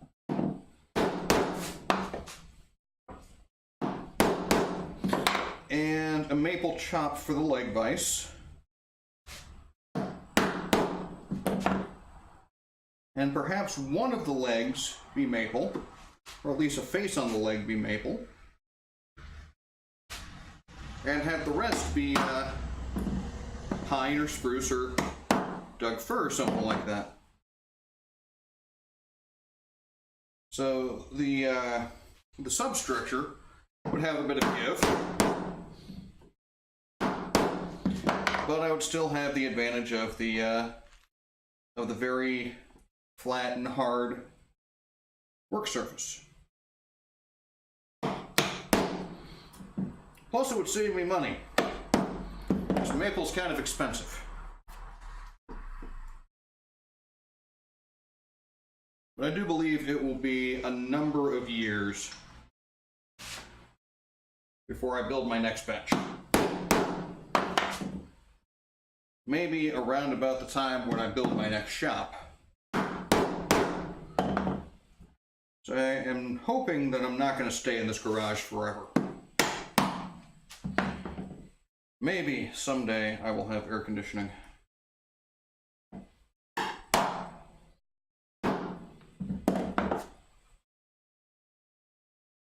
As much fun as this is, the heat makes it unpleasant.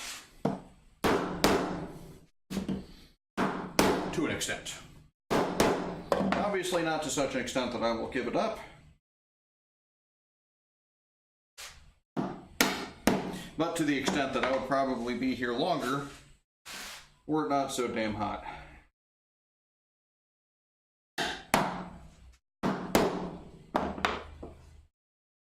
Let's maybe shift this up a little. There we go.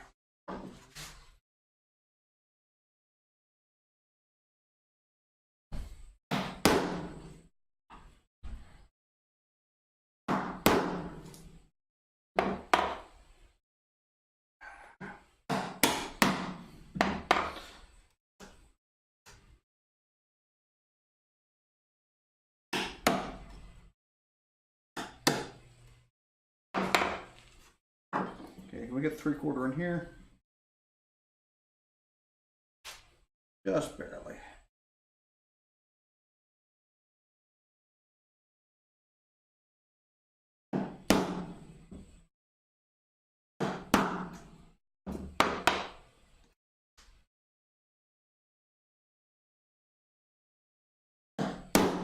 This is where the saw curve actually comes quite in handy.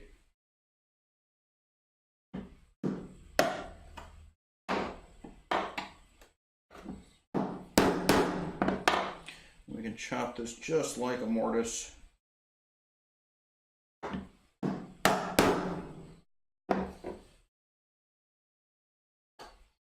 We don't have to worry about it going side to side.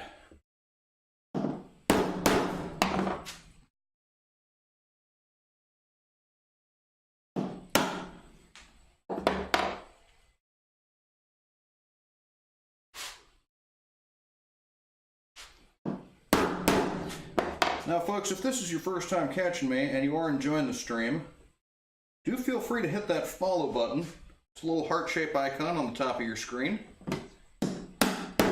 That'll give you notifications, hopefully, maybe, depending on your settings, as to when I'm streaming next. I'm usually on Mondays and Fridays at 3 p.m. Central Time. And I try to go 2 or 3 hours in.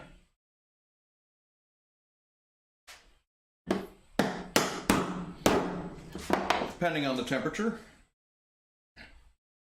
And depending on what else I've got going on.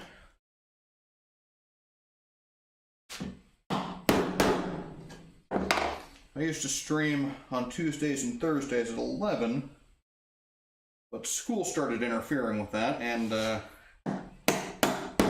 believe it or not, I make more money going to school than I do on this stream, so that's a priority for me.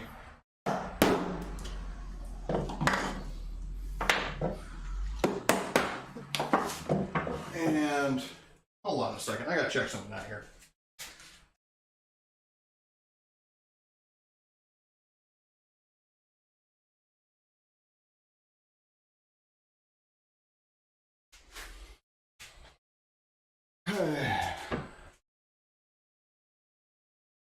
I just wanted to double check because sometimes between Twitch, which gives me my chat feed, and Streamlabs, which I actually use to see my chat feed, sometimes messages don't get through.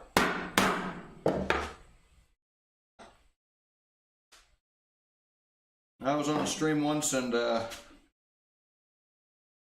guy was talking to me as if we were holding a conversation, and I did not see a single word he said. He was responding to everything I said, but I just couldn't tell. And didn't even get to see it until later on, until I watched the playback.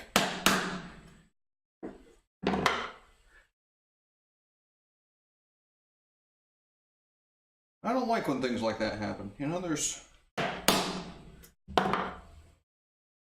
I have, if you will, a certain sense of decorum or manners or etiquette, what have you, which is not necessarily based on any formal set of standards. Just what I like to adhere to myself. And if someone's talking to me in chat, I like to at least acknowledge that they're talking to me. You know what I mean?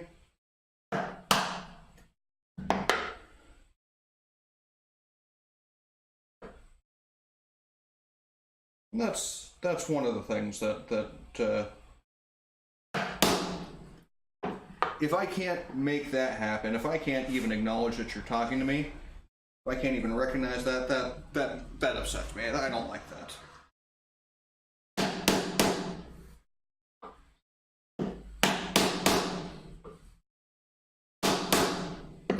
Now, of course, there are limits to this. If I ever have like 1,000 people in the chat room talking at once, it's going to make things a bit difficult.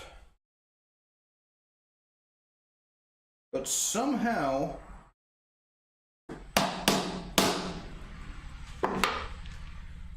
given what I've seen of audience size for other streamers in the woodworking sphere, I don't think I'm in any danger of that.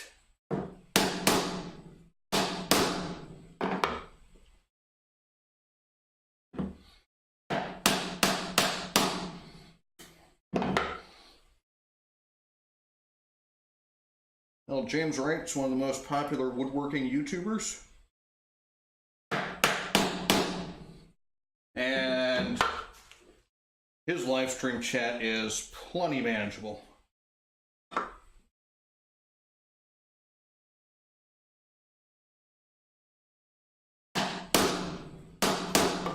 Red side. Gotta go with the soft side of the hammer when you can.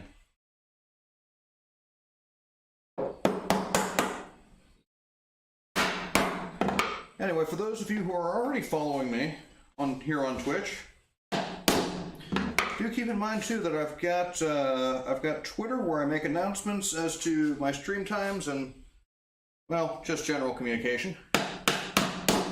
I've got a Facebook page which is pretty much just repeats everything I put on Twitter, and Instagram, which is where I put all of my pictures first. But I usually put all those on Facebook and Instagram as well, so, or Facebook and Twitter. So any one of those ought to be adequate, but I'd probably say Twitter's the best one.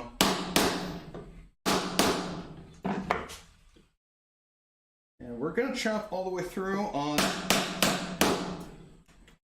before we move on to the next chunk of waste. And this is probably going to be the last, after I get this cleaned up and fitted, I'll probably call this stream quits.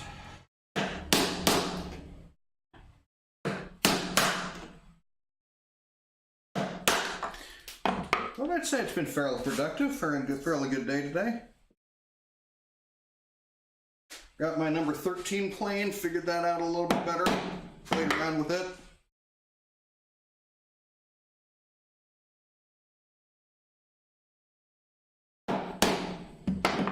Got a dovetail fitted. Probably gonna have another dovetail fitted here by the end of the stream.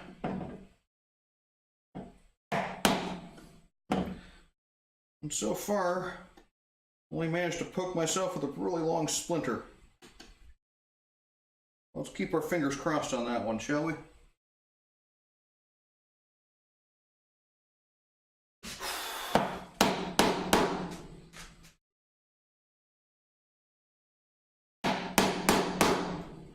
And pull the chisel towards us, match the angle, and so here on the relief cut,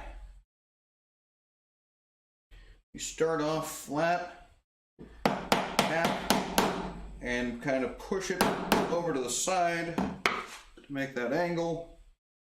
We're going to do the same thing over here, except we'll pull it towards us until we get that angle. Maybe a couple taps in the center.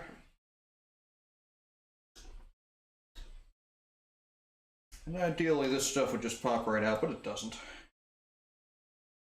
Which is potentially saying more about my skill than it is about the wood.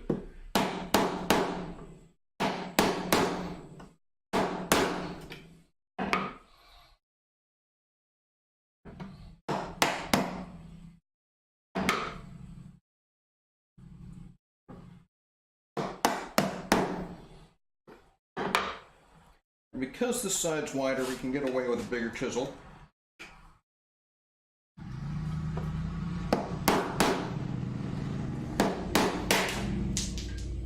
There we go.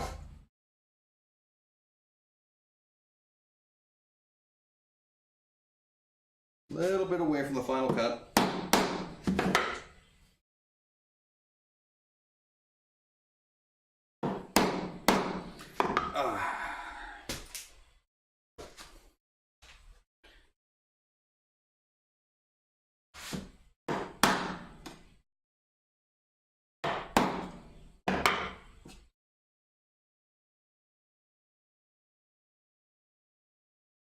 Getting some of that lactic acid buildup, I think.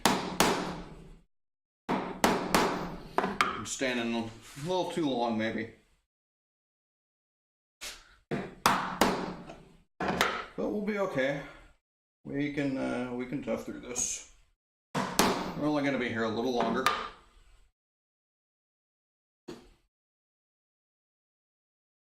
So I'm going to have to find someone to raid when I'm done here. So if anybody has any suggestions, feel free to shout them out. Preferably a woodworker. If not a woodworker, some other sort of creative streamer, preferably someone who's doing some physical medium. Like maybe clay sculpture or some kind of craft.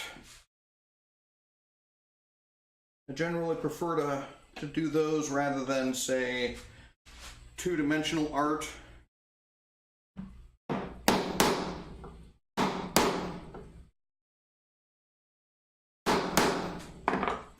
Twitch, if you didn't know, is actually going to start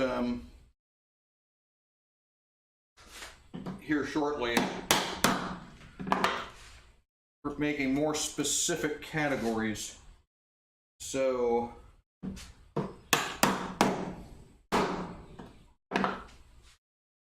crafting of different sorts will have its own category. My camera not working? What's going on there? Oh. All right.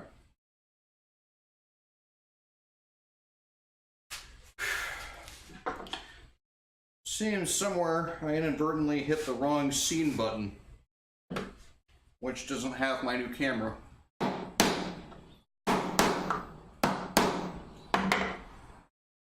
And new camera is not necessarily the better camera. In fact, the new to me camera is specifically an older model than the main camera I'm using over here. But it was inexpensive. I didn't need high resolution for it. So all it's showing is my face, which is not an important part of the stream. Or not.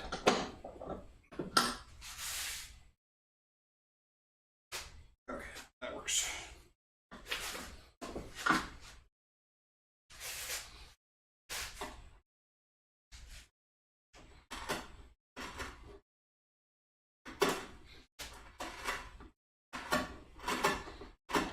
And I'm just going to go ahead and put 3/4 away. I don't think I'm going to need that.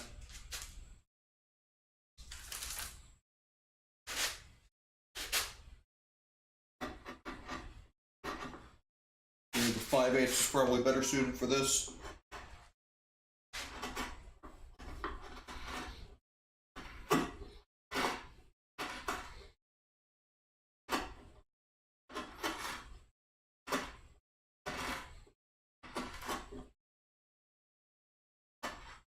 General rule for me is use the biggest chisel you can get away with.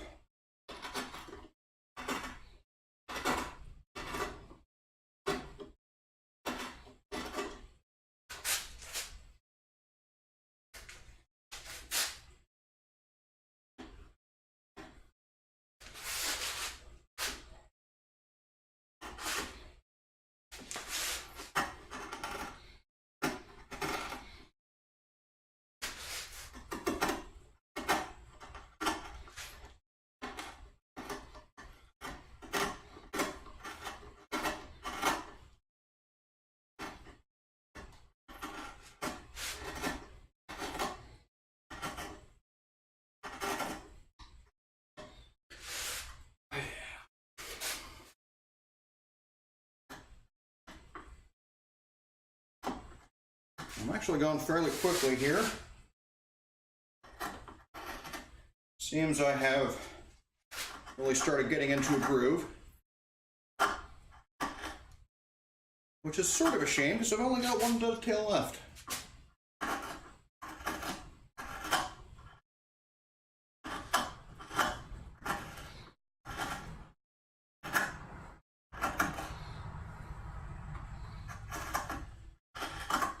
And considering this is the first time I've attempted to do dovetails with more than 2 tails, and by more than 2, obviously here I mean 3, I think I've done a fairly decent job. By my standards anyway.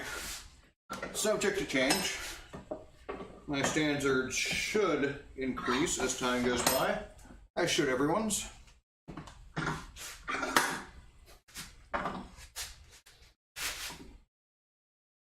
But you know, we gotta start somewhere. Like I say, as long as you are improving, that is a win. Be better today than you were yesterday. Learn a skill, any skill, it doesn't matter. Just improve yourself.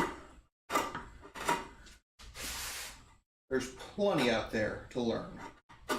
No one can hope to learn it all. But you can learn more than you did. You can know more than you used to.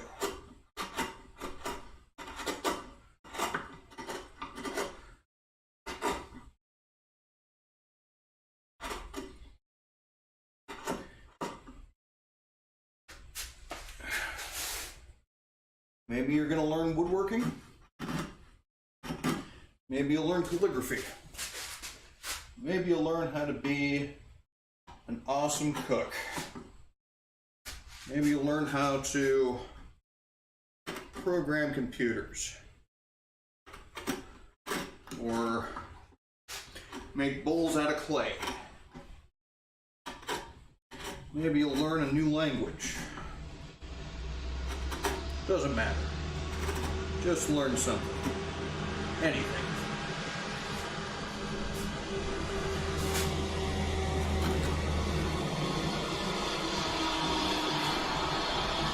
learn how to drive a furniture truck. Someone's getting some new furniture. And I am too. I'm getting a new sawtill. Mine just has a lot more assembly required.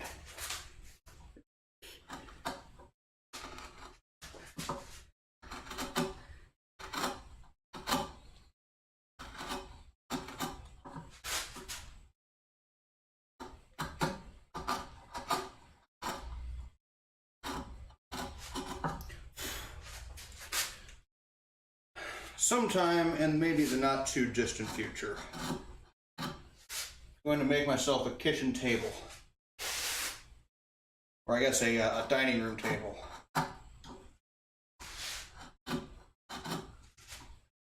I'm not entirely certain how I want to go about the chairs though.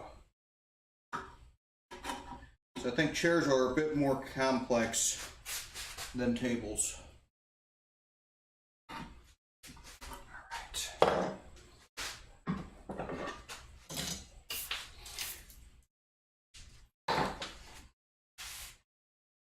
There's one of these labeled C. A and C.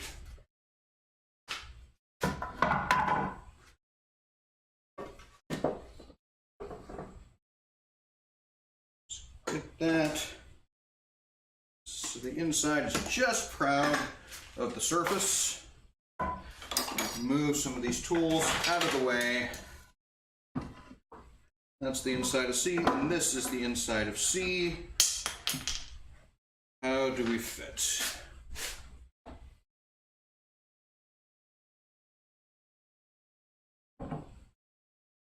Okay, so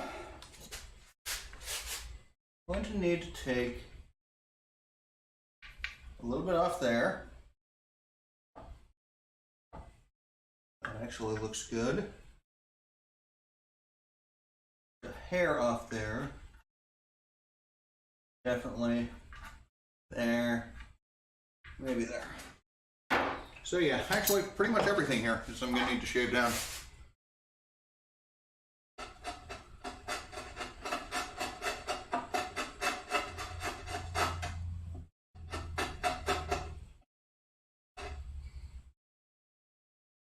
That'll be okay.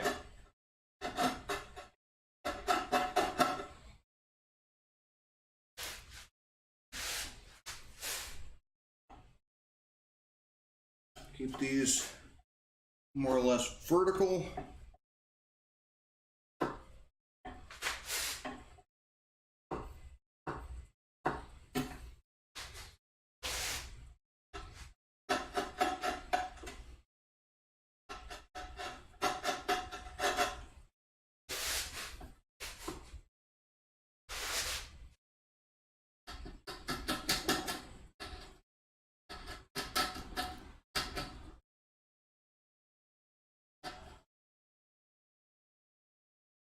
Might have taken a little bit too much off of there.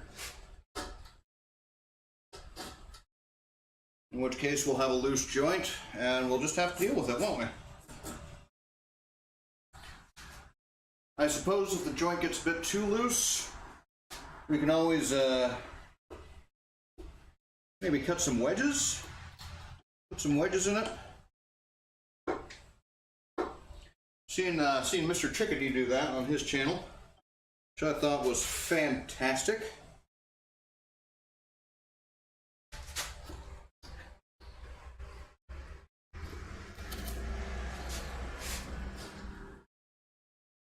Doing glueless joinery is quite interesting.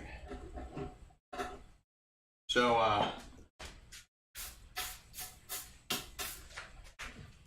I don't necessarily like doing it myself. I mean, I've done, I did some time ago, my coat rack without glue. And I made that out of a single 2x4. A little more on this pin, or this half pin. So I did wedged dowel tenons. for the hooks, and I did drawbore tenons for everything else. And what am I looking for? And take this marking knife here and just kind of do a little bit of a chamfer on the leading edges here.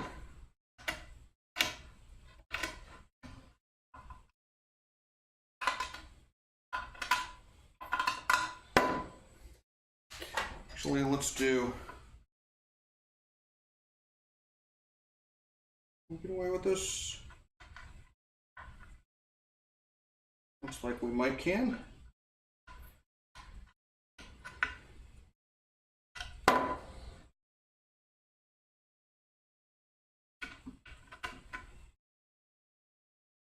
Yeah. See how well this works.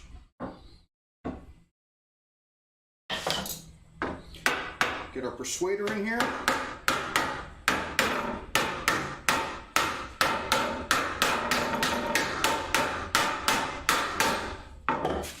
All right, we are pretty tight.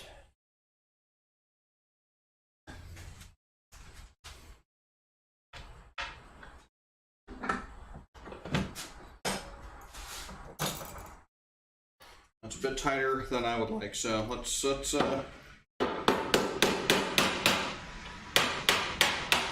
disassemble.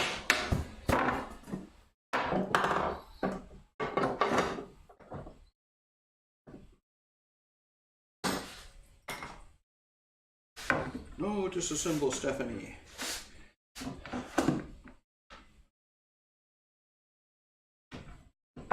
I actually heard one of the songs from that film recently at a restaurant. There are some songs that should have never left the 80s. This is one of them. Who's Johnny? She said, smiled in her special way. Yeah, that was a terrible, awful song.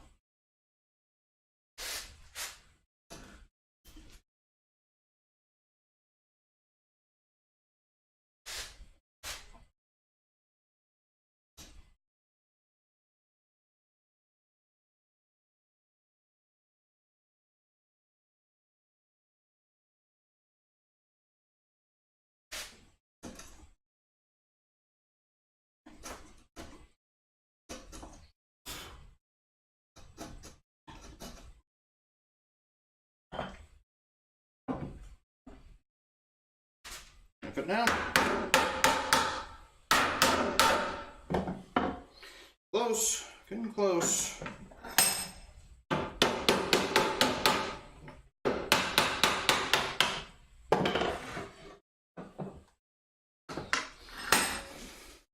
Okay, so probably this one, I think.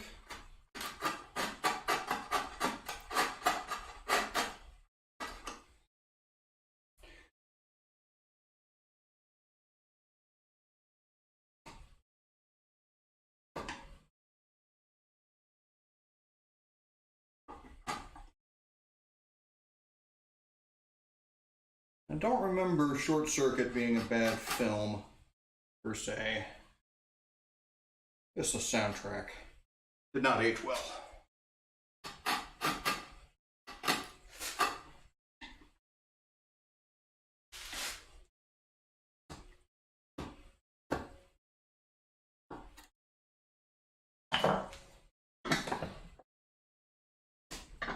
Neck down, almost flush. Actually, let's look in here. Maybe if we address these corners a little bit better.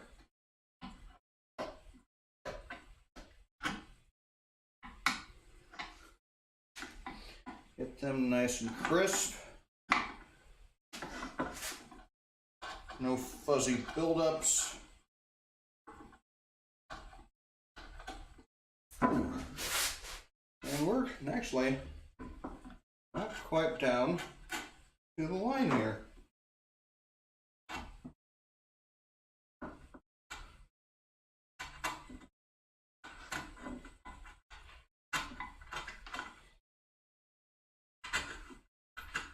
That was bad finger placement on my part.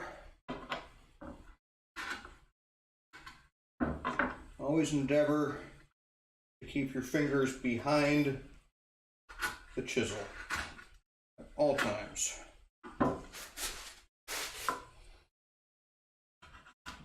And your hands and arms inside the car. Legs and feet would be good too. How about now? That's much better.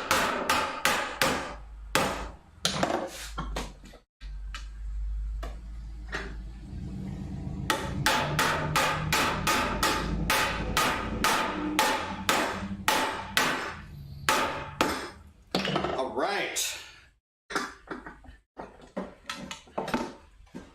I've got 3 of the 4 dovetails cut and fitted. I do believe that's going to be the end of the stream for me. And, wait a minute.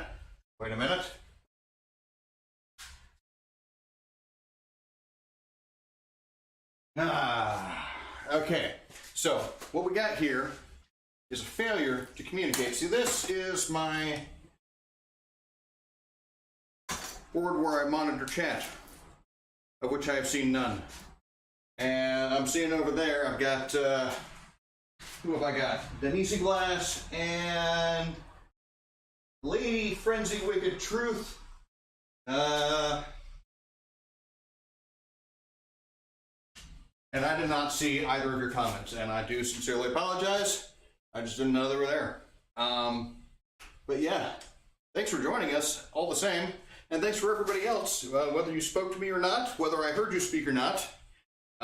It's been a great time here in the wood shop making dovetails. I like dovetails. Not as much as Mortise and Tenon, but I do like dovetails. Okay, we got one more set of dovetails to cut, and then the main structure is going to be done. We got, then we're going to cut some Mortise and Tenons. That'll be really fun. And I'm going to have to stick in a dowel somehow. And I might do some decorative cutting here and there.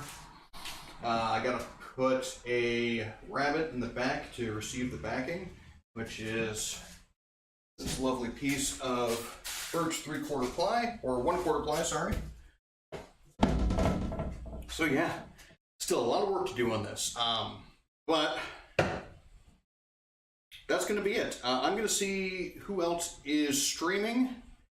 And if you gave me any recommendations, sorry I didn't see them, maybe next time. But I'm just going to find someone who's doing woodwork or someone who's doing creative or who knows. And then you'll be their problem.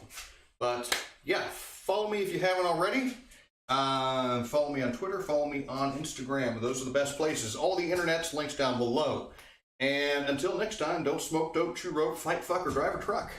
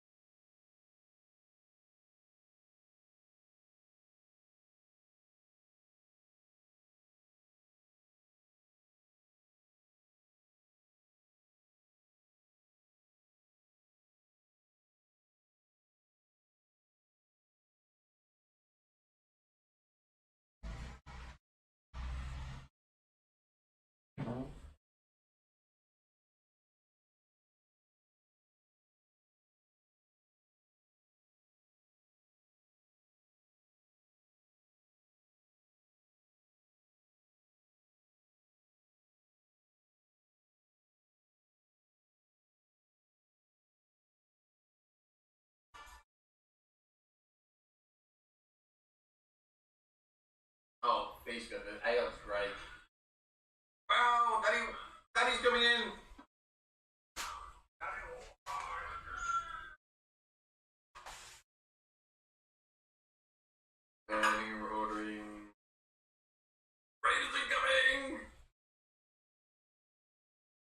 so Jack, Daddy Warcrimes is another woodworker.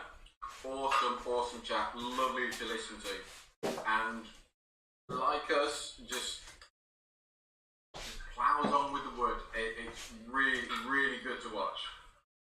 So go and give him a follow. I think I'm ordering a case of different English snacks. We did that for a bunch of Japanese snacks. Oh, nice. But yeah, welcome Raiders. I'm Greek. This is Doodlemander. We're doing a duel, and this is full page designs. Well, it's full pillow. And we're doing, so Doodle's doing the artwork on this English oak. I'm going to be carving it. So yeah, it's going to be really cool. I'm not sure who these folks are that are watching me. Hope you too.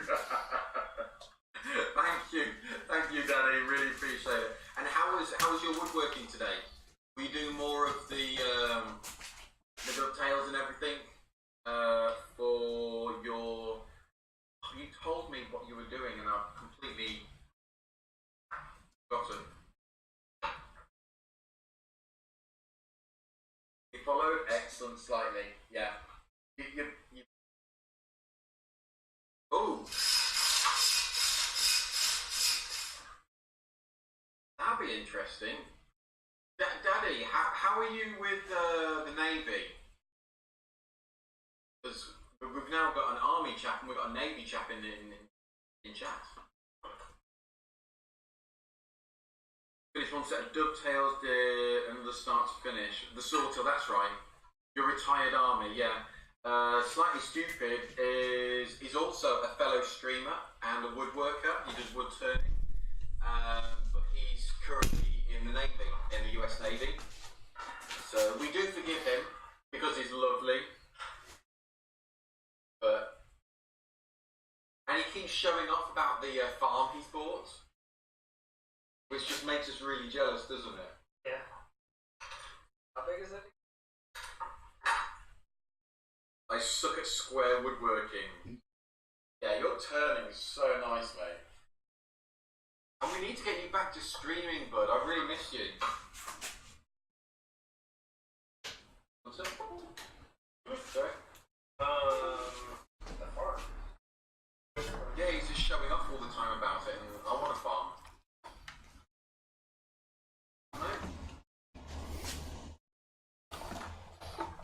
Your dad was Navy, Ruby. Yeah, but Ruby, where you are, was your dad Navy or was he a pirate?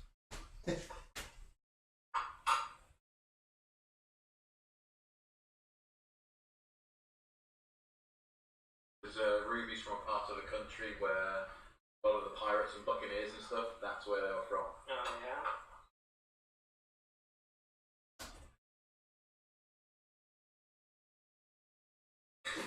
Oh, slightly. We'd love to come over. Especially if we're going to build that gigantic long haul. That would. Oh.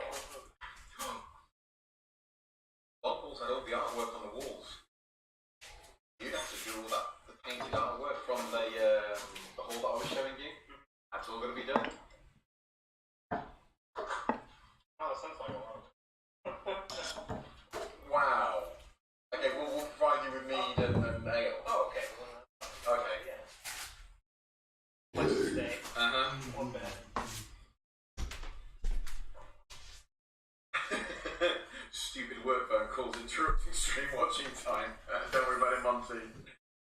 That smart father was a Navy man. It's like they think they're paying me to do work. Bear's like, my ancestors were Navy. Sort of. Bear's from North.